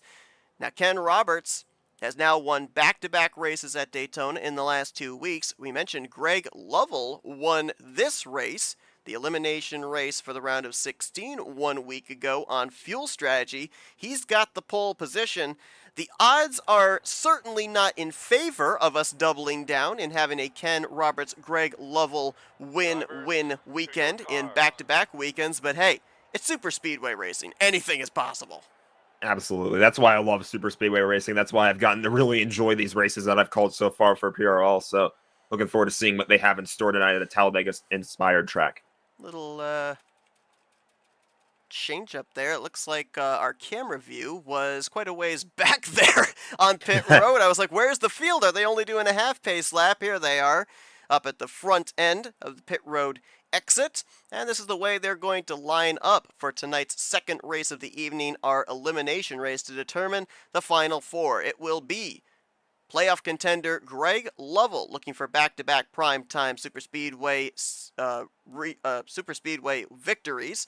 Nate Balser will line up to his outside, so pretty good average starting position here in these two races tonight for Nate. Kelly Causey, who brought it home in the top 5 back in the first race, he'll line up in third with Graham McDonald in fourth. Randy Waugh will line up in the 5th position. Ken Roberts, just a few moments removed from his victory at Daytona, completes that third row. Mike Mangialardi and Tim Anderson are in row 4 with Mark Paglia and Brian Lovell completing the top 10. We'll be keeping a close eye on the 8 and the 44, the Lovells, as believe they are the two drivers just above, just below the cut line. Rodney Sullins, I've been told it's a Kia engine that's been put in that car here now. Hopefully the Volkswagen engines have stopped exploding, as he'll be in row number 6 with Keith Bynum. Denny Carroll, Brian Rawson in row 7, and then Pat McCarskey, Greg Palmer. Must-win situation for Greg Palmer to keep his playoff hopes alive. They were the last drivers to take time back in row 8. Bill Elliser, Doug Hewlick, they were random qualifying drawn to row 9. Robert Spring, Ulysses Sandoval, who we saw run out of fuel in the closing stages of our first race at Daytona, they complete the top 20, and then your top 23 will be completed with Javier Negron, Alex Moe, and Gary Heiser. One thing too, this racetrack just a little bit bigger than Daytona, so the fuel window is just a little bit smaller. We had about 13 to 14 laps that drivers were able to run at Daytona. Now it's going to be about 12 to 13 laps you can make it on fuel. If you're able to save a bit during the course of the run, you might be able to get to the window of 14 laps, but roughly around 13 laps is the median of how far you can go, which again, much like Daytona, puts us in 2 stops to the finish if this thing goes green all the way.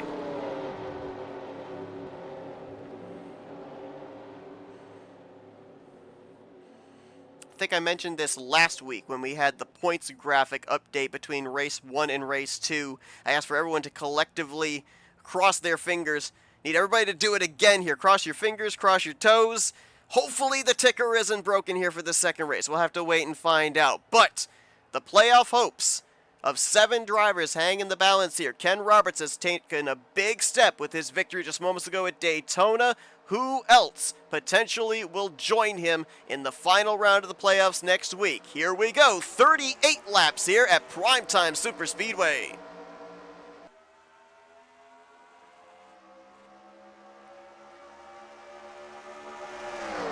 I don't think it's going to take too long for them to start going 3-4 wide. Like we keep talking about, so much more space at this racetrack. Kelly Causey, see him shift there as he got clear on Nate Balser.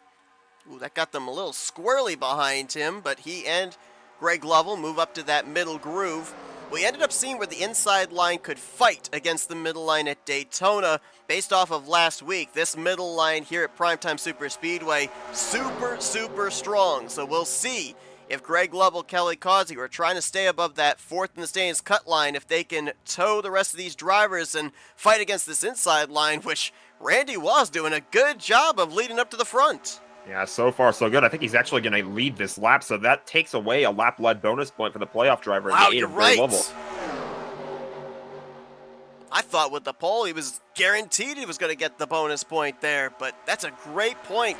Randy Wass snipes it away from playoff driver Greg Lovell, and it looks like our ticker may have survived. Thank goodness. Track's wider, so we're a little bit more anxious to go 3 wide. Kelly Causey up there with Nate Balser, putting Greg Lovell and Graham McDonald in the middle. Gonna fan out a bit here as Paglia had thoughts about going up to the middle groove. Sullins goes all the way up to the top. Paglia is gonna go up there as well.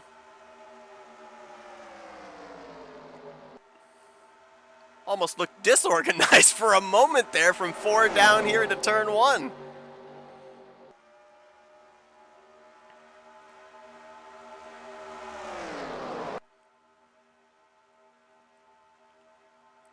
'74 of Robert Spring back there. Could be in danger of losing the pack, that Warner Brothers Toyota Camry. Keep tabs on him, see if he's going to be able to catch back up. How about some of these new faces up at the front that we didn't really see up at the front at Daytona? Randy Wall leading. Mike Mangialardi has now moved into second. Pat McCarskey into third. Non-playoff drivers so far, we're 3 for 3 in playoff drivers winning playoff races. These non-playoff drivers, they want to win just as much. Absolutely. Again, ending the season on a high note.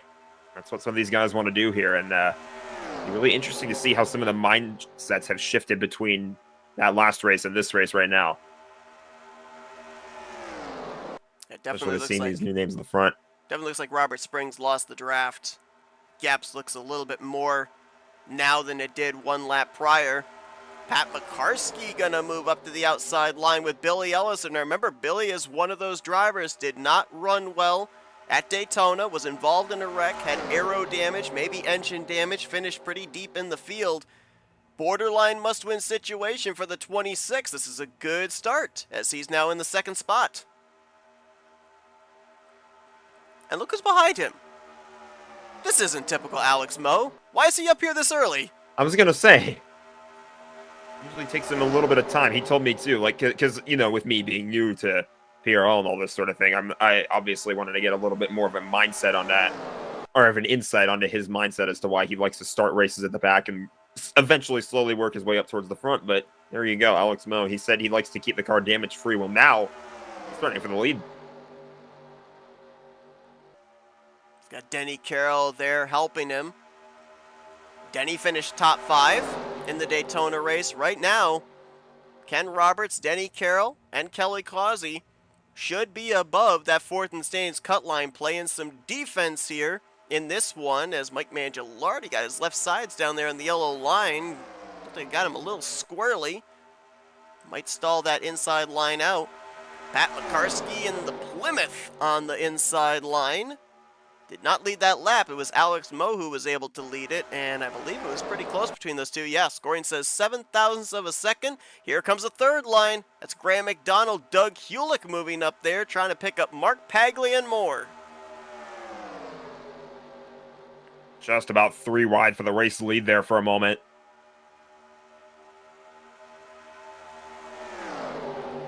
Billy Elliser was up as high as second place. He's now faded to the back of this pack. Maybe didn't like what he was seeing. It's that old saying, in order to finish first, you must first finish. Sounds right. Greg Was it Lovell F1 got driver shuffled said out there. I'm honestly not sure who it was that said it. Sounds like a Schumacher quote. Yeah, true. But it's true, though. It applies to basically all types of racing. Greg Lovell trying to get his way back up here to the front after starting on the pole. Ooh, Alex Moe gonna stick his nose there to the inside of Tim Anderson. Forces his way. This is uncharacteristic for what he seems to be, what seems to be his mindset in these races. Yeah, he said, what, a clean car? That's a move right there. You could end up on the end of a tow hook if the 33 comes down on you. Oh, he's thinking about doing it again. I don't know, maybe finishing second place has got him fired up. Wants that one position better. It can be definitely different. You know, this is sort of my first time with this series, and you know, seeing a series that frequently runs double headers, that can definitely change your momentum and your mindset when you have this type of race where you were just racing at Daytona. There's not really a whole lot of moves or room for moves like that to be made, and all of a sudden you're getting right back on the racetrack. It's kind of a different story for most other series where, you know, you only one race a week, and you think, man, I have a whole week to wait before I can try to get back behind the wheel and try to fight my way back up into the picture for a win. You don't really have to wait any time between the last race and this one. You can just kind of get right back in the race car. You know, collectively, it's only 78 laps that they run during the course of 2 races. We, of course, call that endurance race in the Firecracker 400. They had to have that little extra time, halfway break for drivers to be able to use the facilities, get a beverage, all that type of stuff. Here you only get about 5 to 10 minutes in between these races. Do you think there's any point when we get into the second race of the night that any mental fatigue can set in, or do you think that with the fact that it's kind of a couple of expedited type races, some dash races, some shootouts, to steal a phrase from their title of their series, do you think that that kind of helps you to be able to still remain mentally fresh for 2 races? I think it does for the most part. I mean, maybe your mind might be stuck on a few things that happened during that first race earlier tonight, but at the end of the day, it's a clean slate. It's a new start to this race, and I think you should just focus on what can I do now in this second race. So I just went back and I took a screenshot from our broadcast here at the conclusion of race number 1, just to get a little bit of a gauge, since we don't currently have a live updated point standings as to who is currently where, and it looks like my assumption is correct.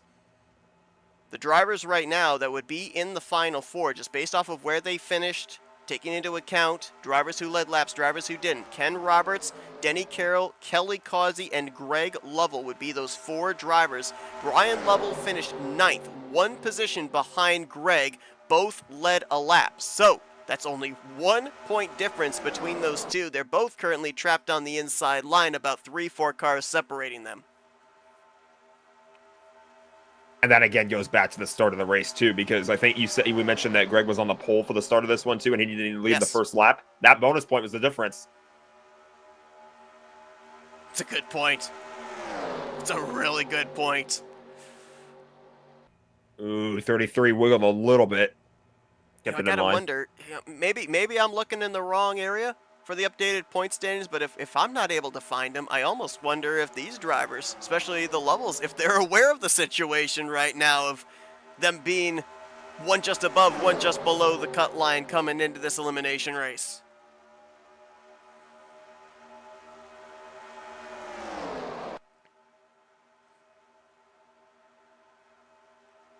We've gotten the double-digit laps so far, and have to wonder, we'll probably start thinking about pit road in just a few moments here.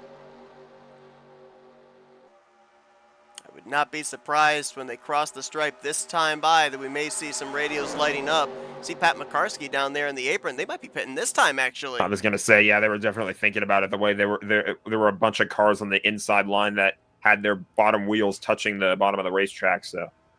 2 playoff drivers, in this group. Denny Carroll and Billy Olliser, along with Nate Balser, Randy Waugh, Mike Mangialardi, and Pat McCarskey. Mark Paglia in this group also.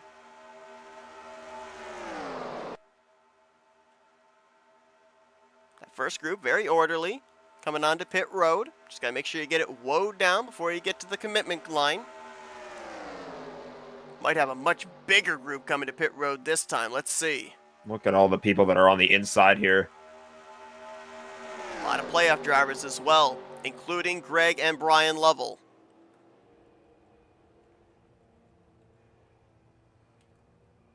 Looking good. Tight squeeze. Woo! Oh, Ulysses Sandoval out and into the grass. Oh, be a little bit careful. He had a little bit of a bump there. That's the second green flag pit stop tonight that Greg Palmer has had a little bit of contact. At least this time he didn't spin out. I'd be worried with that 96 going out into the grass there that even if he made the commitment line, not sure if he would have gotten it woed down in time. We'll have to keep tabs as there's Robert Spring. He was coming to pit road by himself and snaps loose under braking.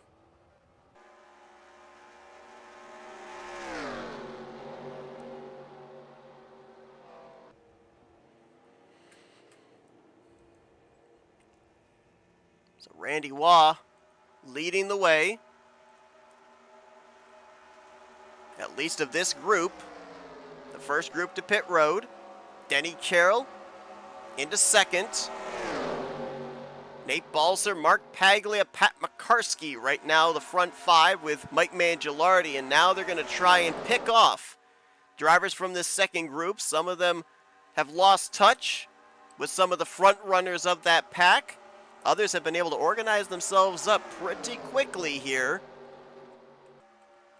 And Kelly Causey might have been able to cycle his way around to the race lead. This group should be able to get themselves up to speed before the pack, being led by the 21, catches up to them. So that is a playoff driver with a bonus point. One of the playoff drivers that came into this race above the cut line, now out in front and in clean air. As there's Ulysses Sandoval. I believe he just did a pass-through. Definitely appears that he sped on pit road. Either sped on pit road or maybe he missed the commitment line altogether and may have had to serve a 30-second penalty. Whatever the case may be, he's about to get a thundering herd on his back bumper as he's going to go a lap down. Ken Roberts saw that second lane coming with Randy Waugh. He moves up to try and lead that, see if he can get to the front, looking for back-to-back wins here tonight and his third playoff race victory in 4 playoff races overall.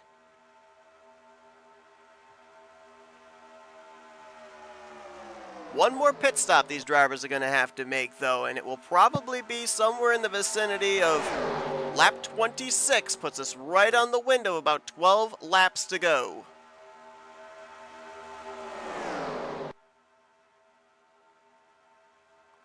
We do have one driver out of the race. We saw Robert Spring lose the draft. He had an issue coming to pit road entry as well as he spun out. As he made his way down pit lane, took the left-hand turn to the garage area, so out of the 21 drivers that took the green flag, 20 still running, only one off the lead lap, that being Ulysses Sandoval. So he's one of maybe a few drivers in this field that are hoping for a caution to be able to catch back up, get the lucky dog. Some other drivers that would fall under that category, some of the stragglers from pit road, including Billy Elliser and Greg Palmer, who came into this one of the drivers that showed up tonight into this elimination race in the final two spots, 6th and 7th in the playoff standings. Kind of a tough break for those two that they're all the way in the back here, and now you mentioned the points picture as well, that they're kind of fighting to hold. They're in those last two spots. They should be fighting as hard as they can, maybe to try and get the race win, but they're stuck in the back with really no drafting help. It's a tough break for that car you mentioned that was retired too. I think that we noticed pretty much near the start of the race that they had lost the draft. Oh, we got a wreck! Oh! Whoa, big wreck here. Ken Roberts, Kelly Causey. Oh, and they're going to plow into it. Brian Lovell just wiped out the 55. Oh my goodness. Oh, Ken's got that victory, but that car might not reach the conclusion of this one. Would his win just moments ago at Daytona still be enough for him to remain above the cut line? And Brian Lovell is on pit road, had to call a tow. That could be his playoffs done and dusted right there. He was 1 point below the cut line coming into this one.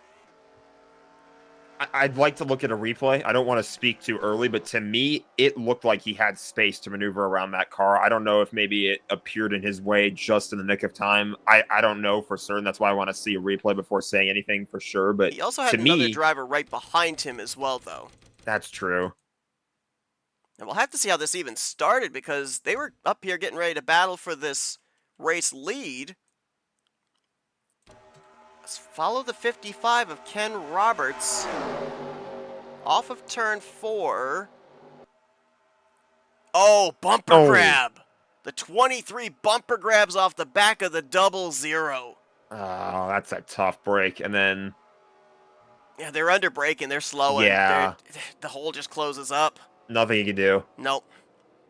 Just have to hope that the gap's still there by the time you come up on the incident. Doug Hulick, Ulysses Sandoval involved in this one as well. Figures, I hyped up this mod saying that it's one of the least bumper grabby mods at Daytona, and sure enough, then it does this here at Primetime Super Speedway. Here's another look at what we're talking about for bumper grab. Watch the blue 23 on the inside line, and watch how when he gets into the back bumper of the 00, how it shoots him up the track. Right there. Greg Lovell was able to get through that. That might be his playoff hope still alive. Denny Carroll had a harmless spin through the grass, so he's still in good shape. But right there, Brian Lovell T-bones Ken Roberts.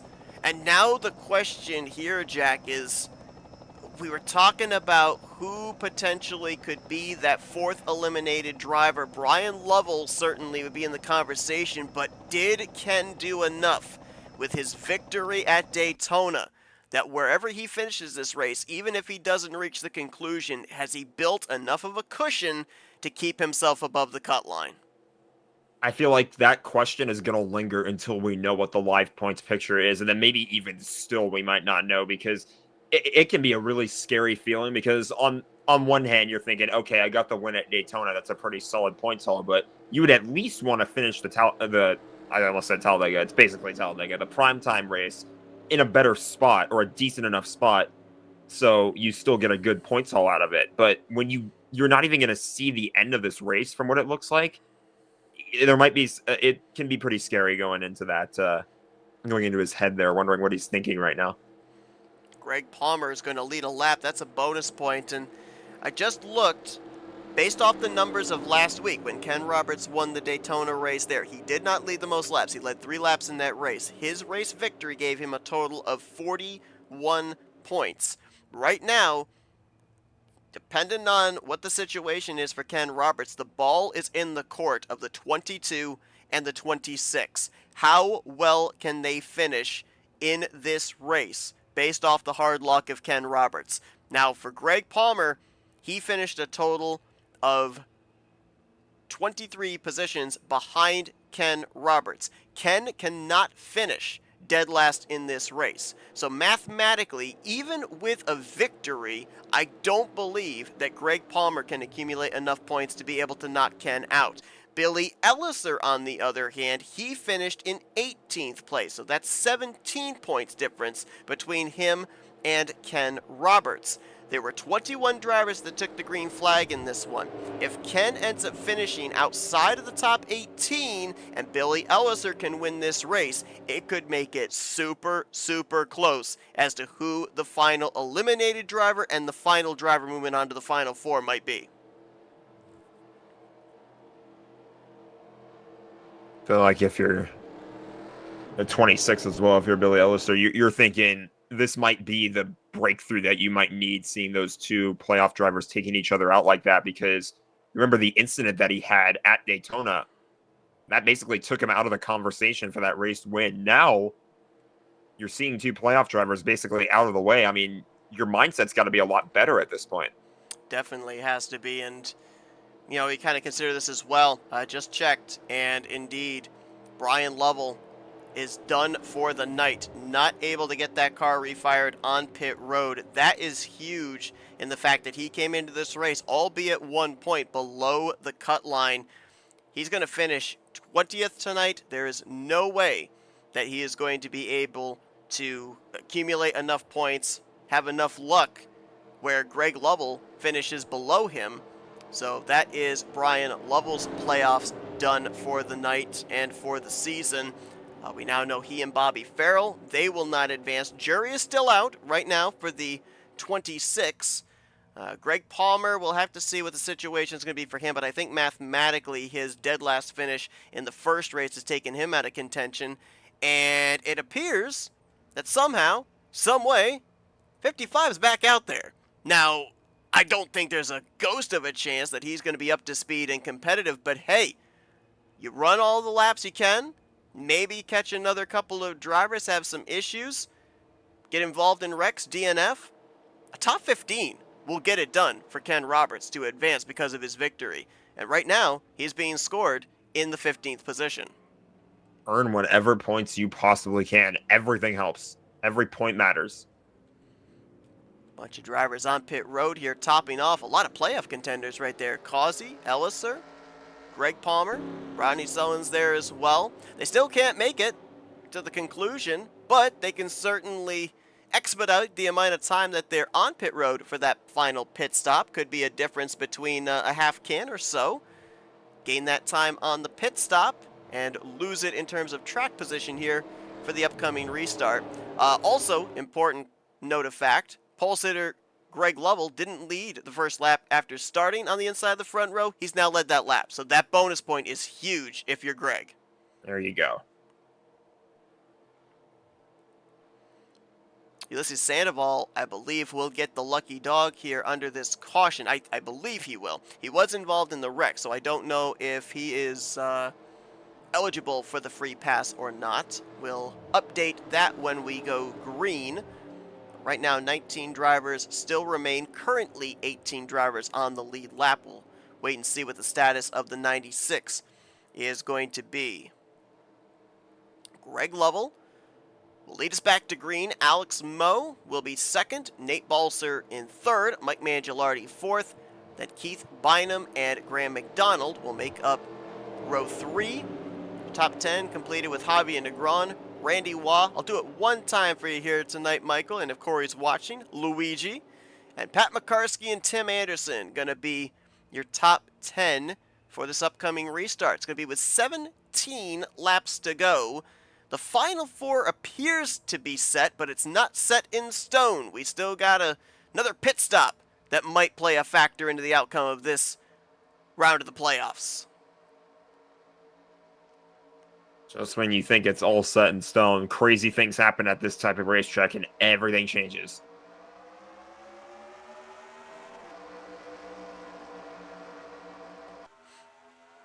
A good restart from Alex Moe. Not necessarily a great restart for the car right behind him. Had some distance there from Moe back to Mangialardi. They'll close it up, but it's going to be a little too late as Lovell finds himself clear of both lanes. If he sees that middle line get its momentum down the back straightaway, he'll most certainly jump up there, try and lead that line, or will he? Maybe not. Alex Moe going to get at least alongside of second place. Lovell going to keep him stacked up, second on back. And Al, I'm not going to try and place a bet on that there. I want to see Rodney get to the end of one of these. He says Vegas is taking bets on what lap the 38 blows up. Doing his best. How about lap 39? I picked lap 39. He would like that for sure.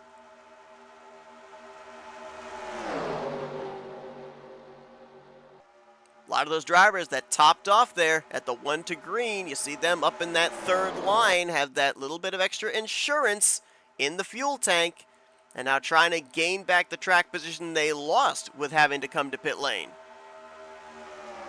I feel like for Greg, it's going to just come down to, can you stay calm under pressure right now? Obviously, currently second on that inside line, but, you know, if it stays this way, assuming pit stops go in the favor of everybody near the front, if it stays this way, are you going to really feel like you have a shot at the win here? And if so, how are you going to race people? Are you going to try and get a little bit more aggressive? Are you going to try and maybe hope that something plays out? Or are you going to try to make the move yourself? Well, that's an interesting point because last week at this racetrack, Greg was running second to Brian Lovell. And I asked him about that. I said, you know, with big picture racing here, were you committed to just staying behind the 44, keeping that second spot, making sure you brought the car home in one piece, or were you setting him up maybe for a move? And he said, I was telling him to just run his line, and I was going to stay right behind him. I wanted the points. I wanted to make sure that I was going to at least advance my way in. Ended up seeing Brian, unsure if he was going to make it on fuel, dove to the apron. That gave Greg the race lead, but he was fully committed to stay in the second position.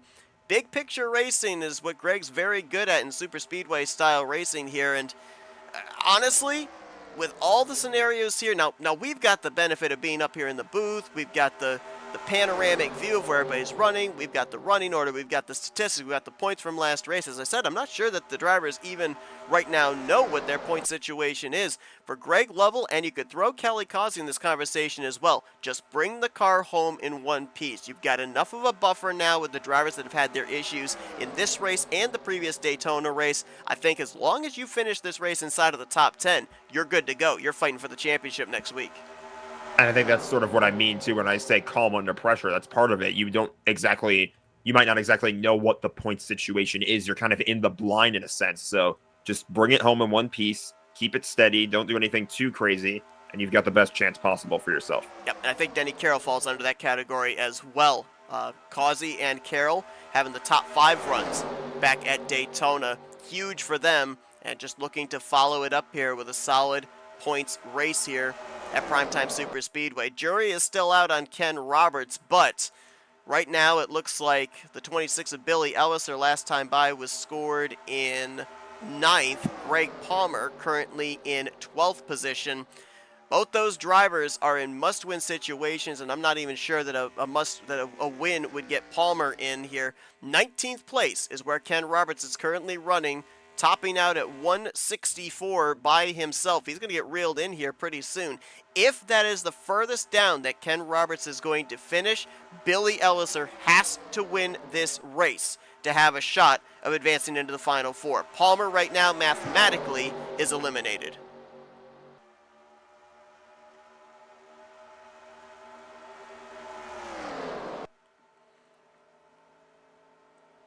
This racing has definitely gotten a lot calmer. You know, we were seeing at various times that moves that were 3, sometimes 4 wide. I'm actually not sure about 4 wide, but definitely a lot of 3 wide racing. But Everybody keeping it calm right now. Maybe getting ready almost for that next set of pit stops.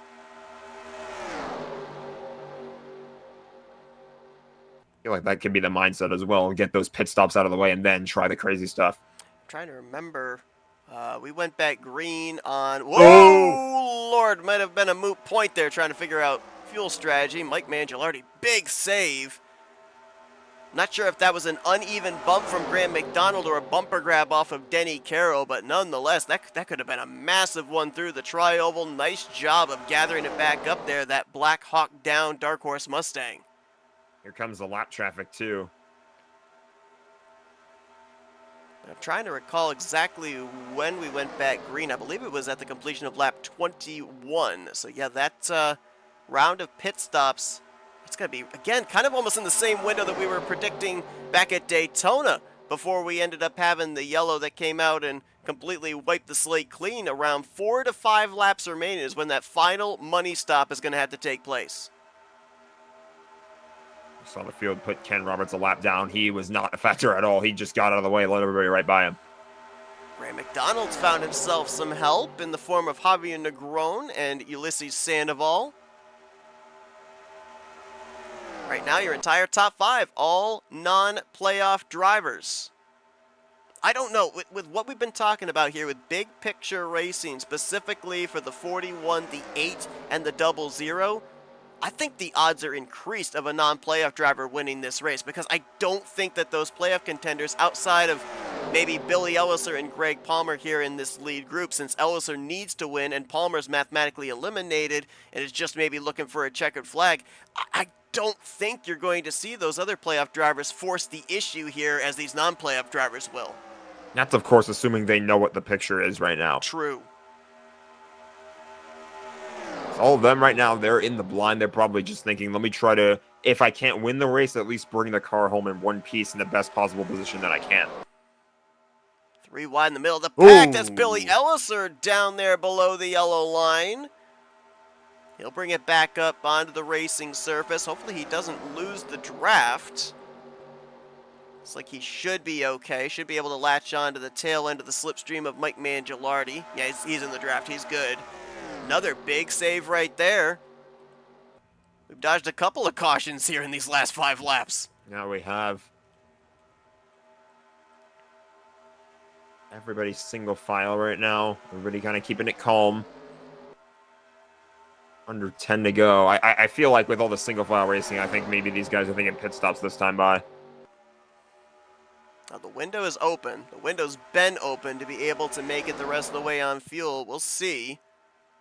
Graham McDonald got eliminated from the playoffs last week, but he had 3 wins on the season coming into tonight. We saw Ken Roberts get his 4th win. Graham would love to tie him for most wins here in Season 5, get his 4th trip to victory lane. Javier Negron behind him's only made 6 starts so far this season, so be huge for him to be able to find victory lane in that tied ride. And right behind them, Alex Moe, 1 spot short of getting his 3rd win on the season just a little while ago at Daytona.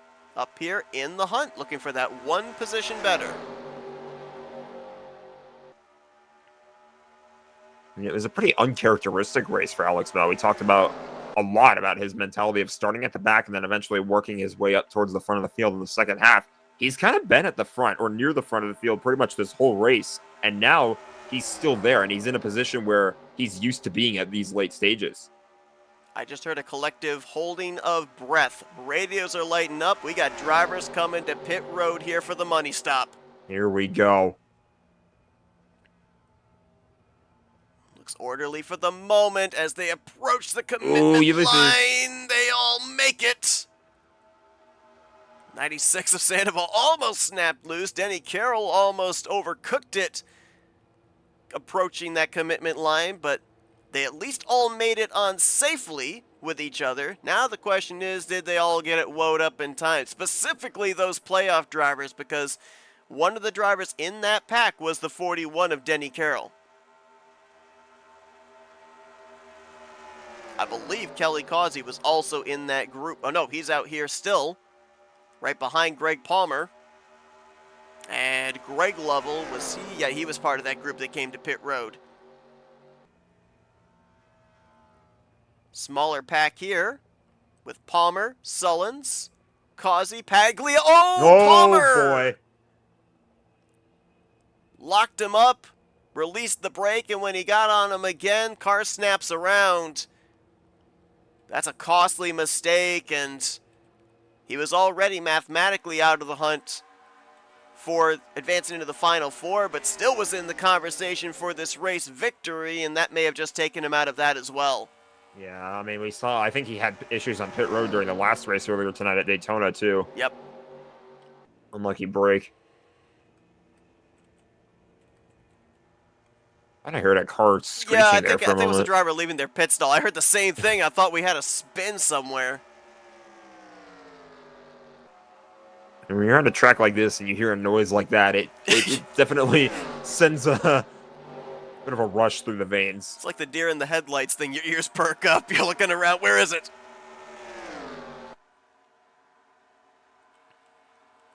Really good pit stop for Doug Hewlick. Maybe too good of a pit stop, because I'm almost wondering if he went with less fuel than some of the other drivers behind him here. This is a bunch of the drivers that he pit with, Causey, Sullins, and Mark Paglia, so we'll keep an eye on the 23, see if he's got enough fuel to get to the end. He's the leader. This is going to be the fight for second. Paglia and McDonald got pretty close to one another.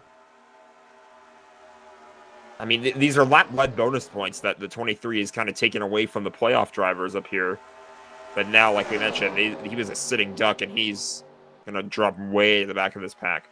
Javi Negron in the 40, busted for speeding on pit road. He'll have to serve a pass-through. Was running in the second position before the green flag pit stop cycle began. So tough break for him. Add also into that list the 22, I believe. Let me just double check.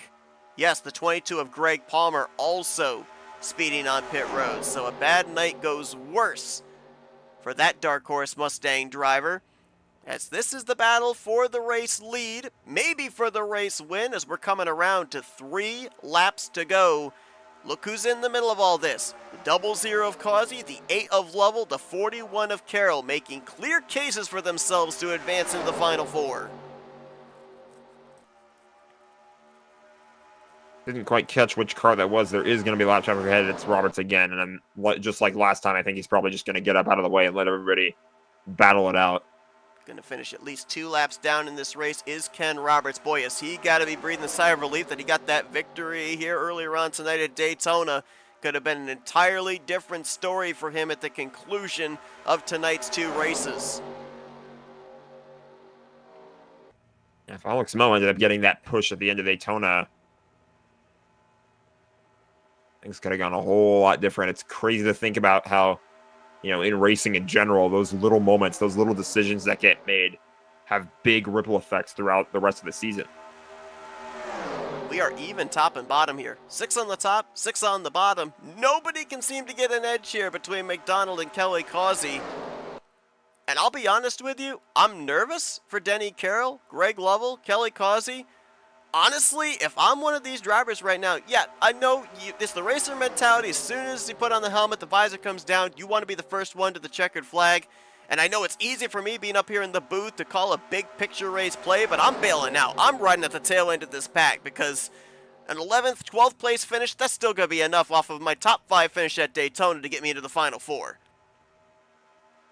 Here we go. We're going to see the white flag this time by. Causey going to lead here at the white. Will he lead at the checkers? Push is going to come to shove. Shove may turn to slam here for these respective lines as they try and push the inside and the middle line forward here through 1 and 2 and down the back straightaway. Hewlick's out. Almost curious if anybody tries anything maybe into this final set of corners. Do they try maybe forming a third line on the bottom if they have enough space? They're probably not going to have enough space because you see Graham McDonald going right to the bottom. Doug Hewlick out of fuel. Took on too little to get to the end. Here we go. Remember, this isn't Daytona. Start-finish line is all the way down between the Tri-Oval Center and Turn 1. This is going to be close. Here comes McDonald on the bottom to the stripe. Causey got it. My.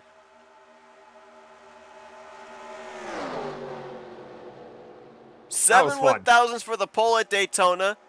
3 1,000s for the pole here tonight. I'll bet we beat that in the finish here. 3,000s is what it says. Causey over McDonald. That felt closer than that, honestly. It did. It really was did. So fun.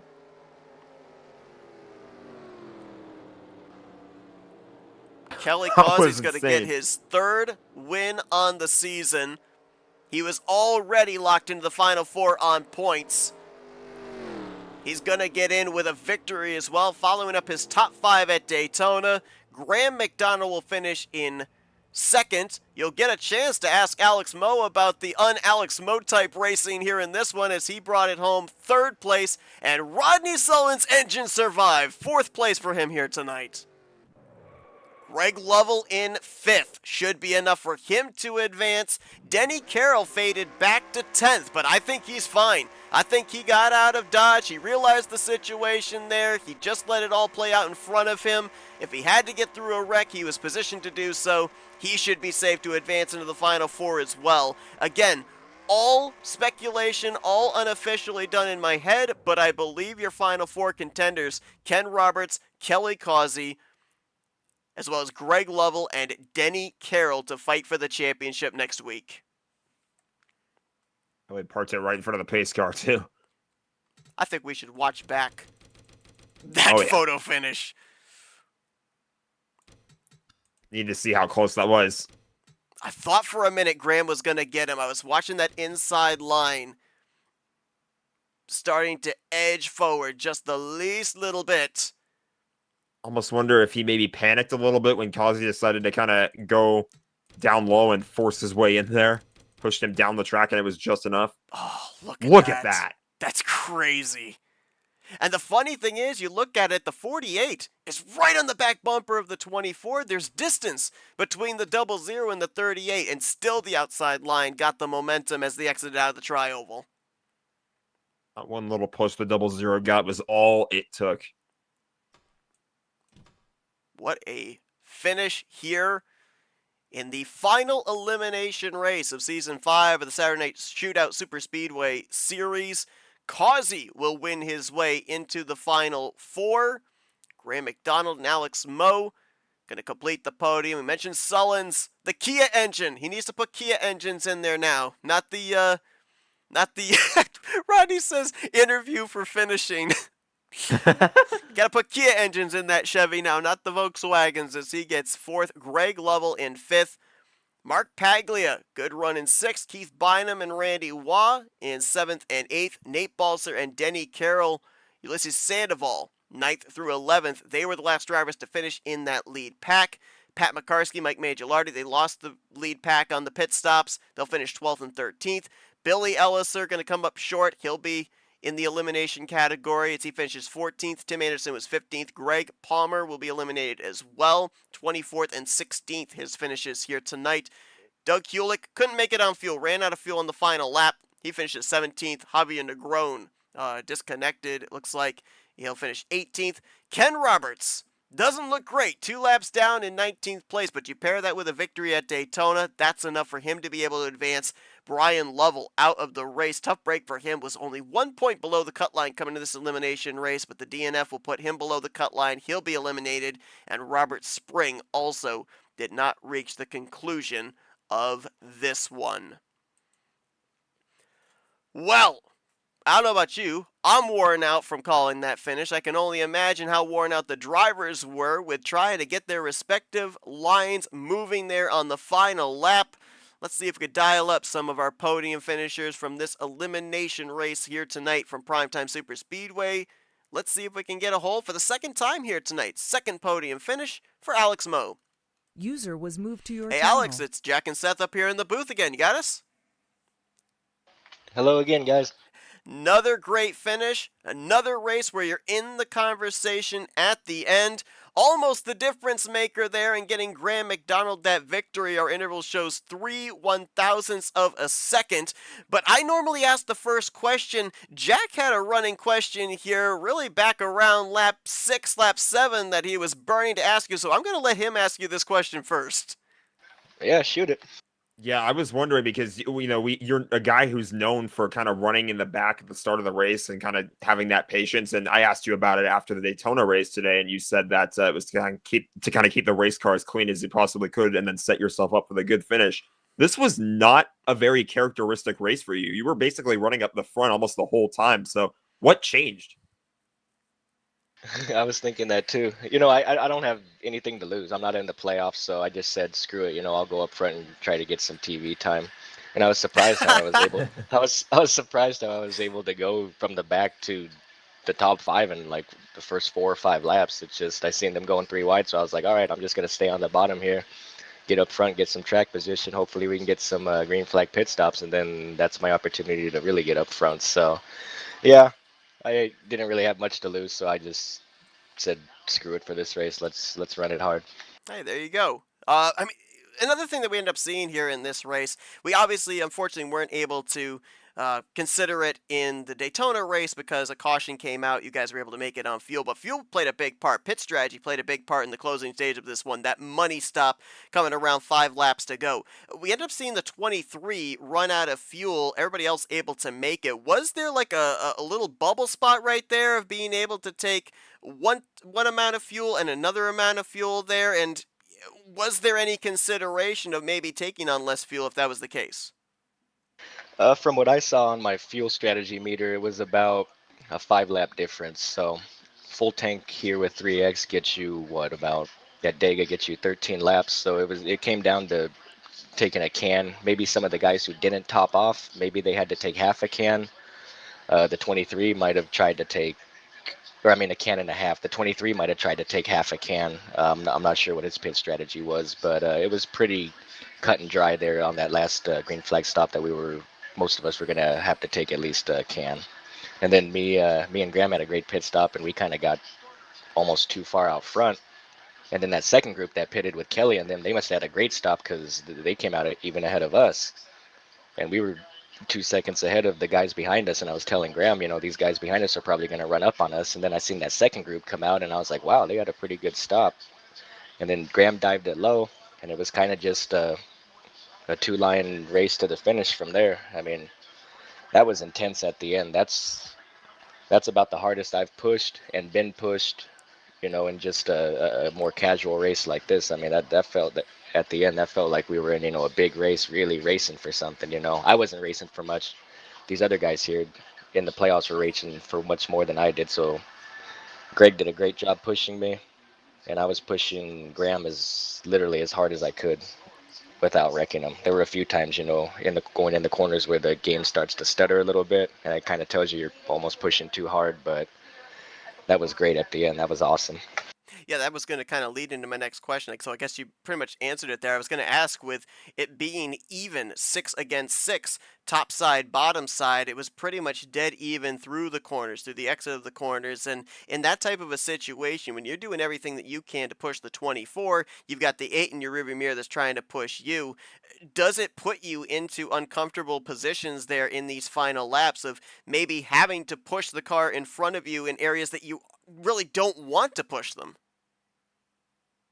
I wouldn't say uncomfortable, but it was a little bit nerve-wracking. I was trying to stay as glued as possible to the front bumper of Graham's car, and I was having a little bit of trouble because the entire back of his car was white on my screen. I think I had him as a generic, so it was hard to really see the contrast between the bumper and kind of the rear of the car to just see exactly how hard I was pushing. But there were a few times where I might have almost bumper grabbed him or hooked him, and I was getting a great push from Greg too. Shout out to Greg. Uh, and then you said it was 6v6, top line versus bottom. I wasn't aware of the numbers. I was just trying to push him as hard as I could. Honestly, I thought that top line was going to prevail just from the momentum, and I thought that they had more cars up there. I thought maybe it was like 5 versus 7 or something. But that was intense there at the end, and I'm sure the other guys you interview are going to say the same thing. Well, it was certainly exciting to watch and see how it all culminated coming down to the stripe.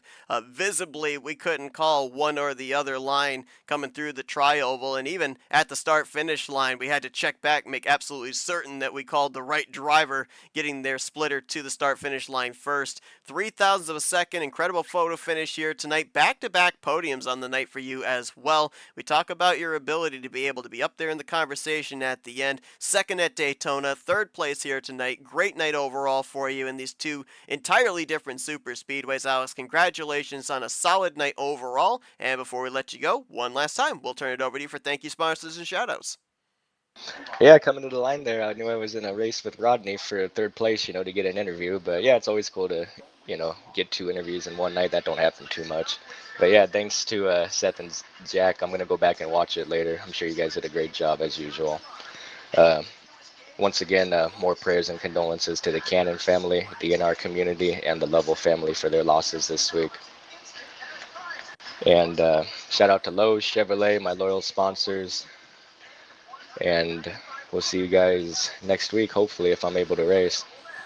Sounds good. Alex Moe, he'll be going, if he is here next week. He's got a lot of momentum here tonight with back-to-back podium finishes. We'll look to see if he can maybe close out the season with one more, maybe even 2 more trips to victory lane in next week's 2 season finale races. Congrats on the great run overall here tonight, Alex, and best of luck next week if we see you.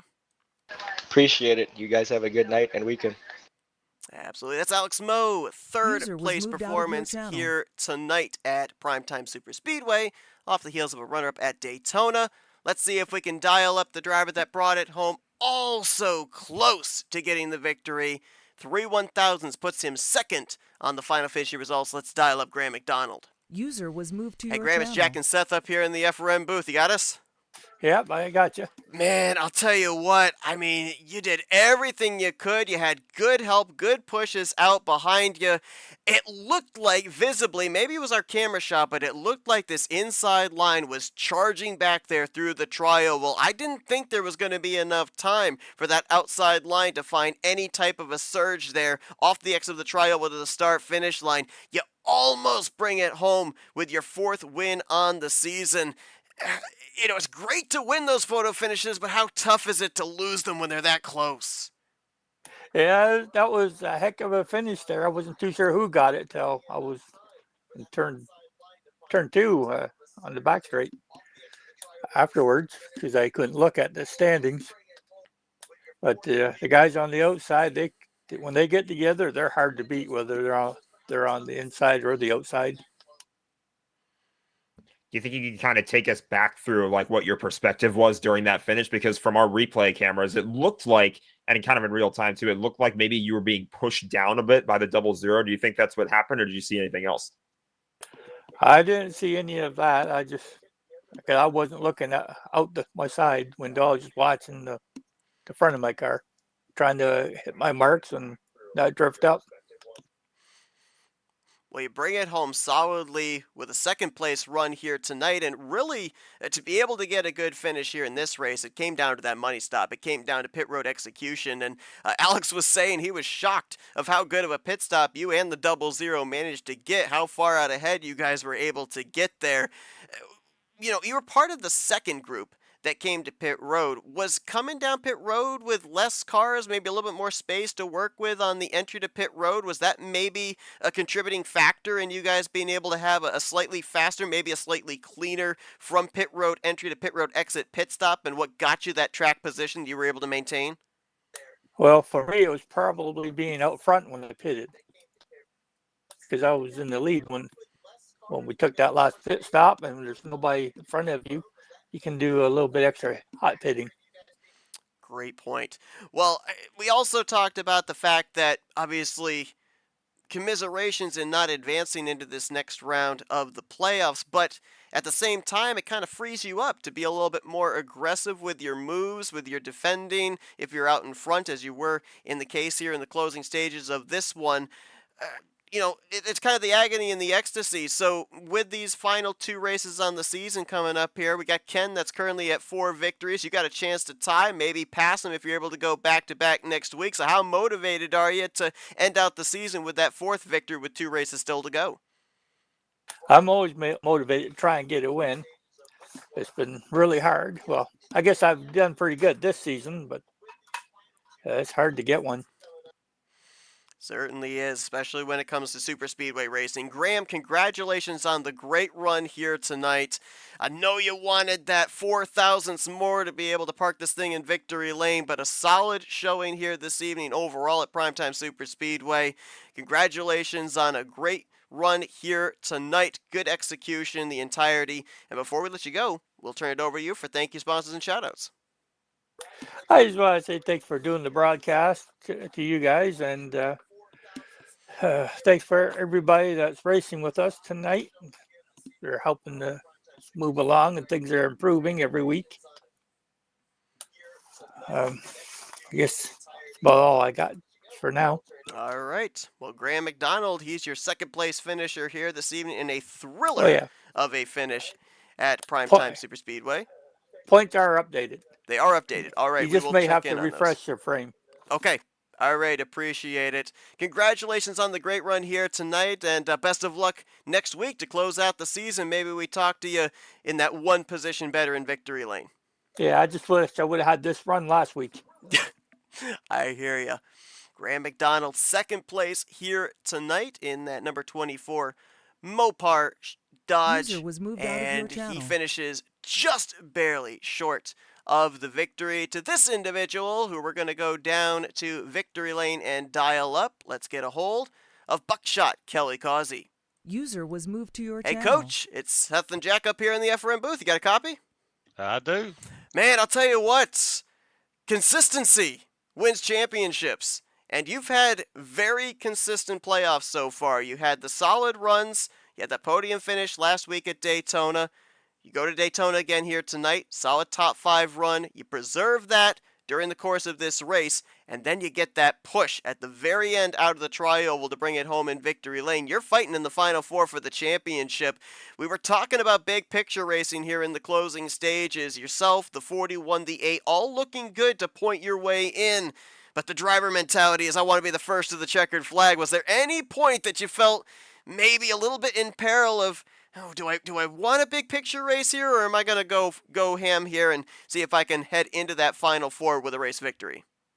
Well, I really, when we were running them last couple laps side by side, I was thinking to myself, I just ought to just make a good finish, and really expected that third line to form somewhere, but it really wasn't enough cars, I don't think. But and then coming in the trial with me, Rodney was stuck to me, and in the trials he gave me that one little push, and I almost lost it. I got just a little squirrely, but I held on to it, and that probably was what won it for me, to be honest with you. So him and me and Paglia and Rocket all pitted together on that last pit stop and really did well. Rocket messed up entry on it, and but we came out with me and Rodney and Paglia, and that was the key to be able to be where we were. So that was big.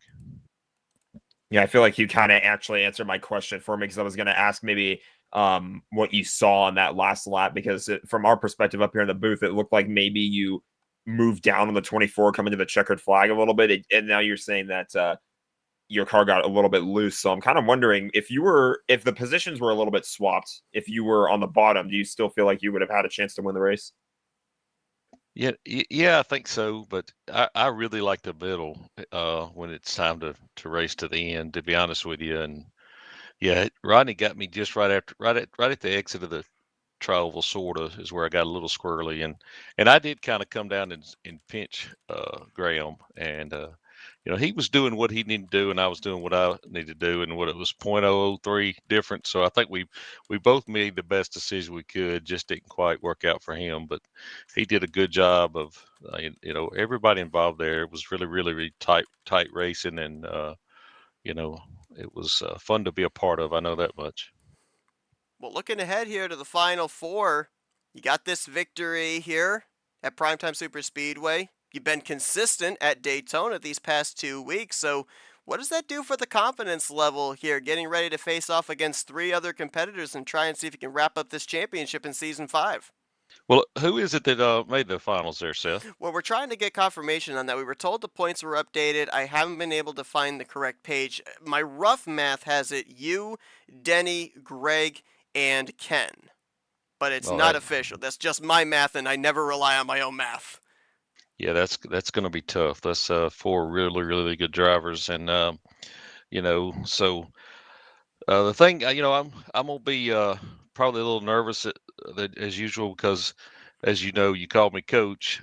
So football starts not this coming Friday, but the next Friday. So um, I probably won't be around much until around Thanksgiving, somewhere along in there. But so this might be my last drive for the weekend. So I'm gonna give my all to go out and as a winner somewhere along in there.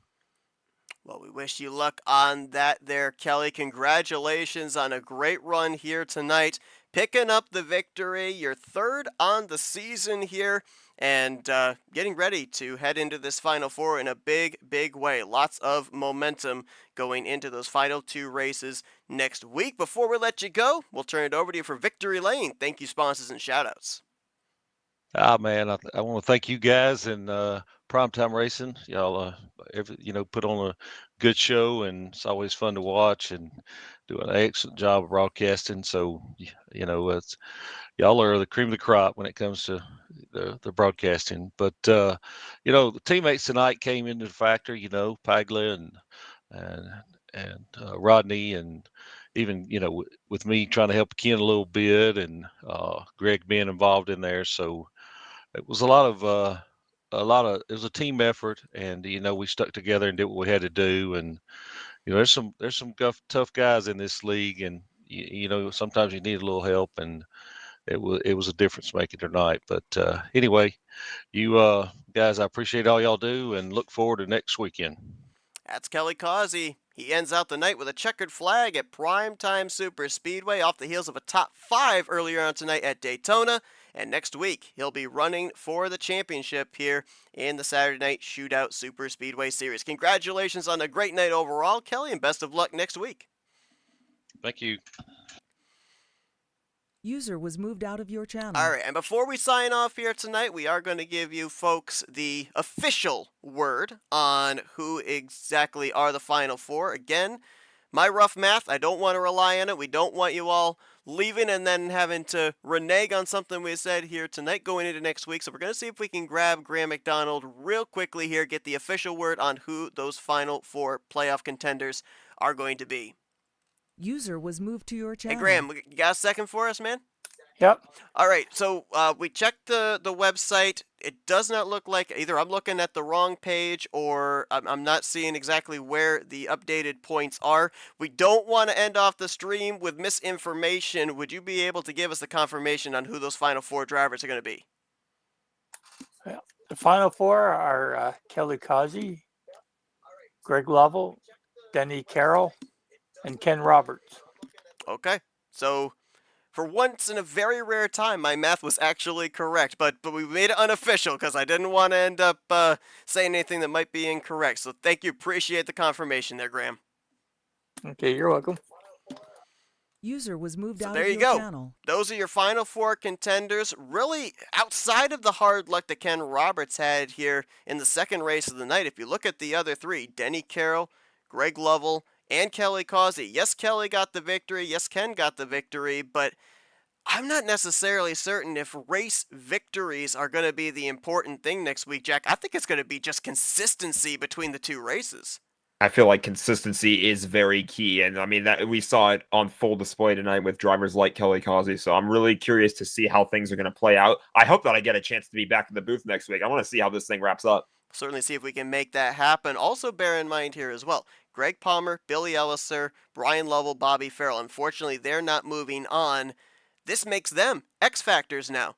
This now makes 4 more drivers that are out there potentially gleaning points from those Final Four contenders. We went from a ratio of about 30 drivers and 16 playoff contenders. Now we have about 30 drivers and 8 playoff drivers. Next week we could have about, what would that be, nearly 6-to-1 ratio between, or no, that wouldn't be 6-to-1, 4-to-1 ratio between non-playoff drivers and playoff contenders. The odds are not great of a playoff driver winning next week, so it will be interesting to see how all the X factors come into play in determining who the Season 5 champion is going to be. We thank everybody for tuning into our coverage here tonight of races 27 and 28, playoff races 3 and 4 of Season 5 of the Primetime Racing League's Saturday Night Shootout Super Speedway Series. Next week, next Saturday night, 9 p.m. Eastern Standard Time, we will be right back here to determine a champion as we run Daytona and Primetime Super Speedway one final time. Will it be Causey? Will it be Roberts? Will it be Greg Lovell? Or will it be Denny Carroll who walks away with the trophy? We will have to wait and find out. For Jack Mitchell, I'm Seth Cole. Thanks for spending your Saturday night with us as you've been watching another broadcast courtesy of FRN, the Flatout Racing Network. This broadcast is the copyrighted work of Flatout Racing Network and may not be rebroadcast, retranslated, or used in any form without the express written consent of Flatout Racing Network and iRacing.com Motorsports Simulations. Flatout Racing Network would like to thank you for your support, and we hope you enjoyed tonight's broadcast.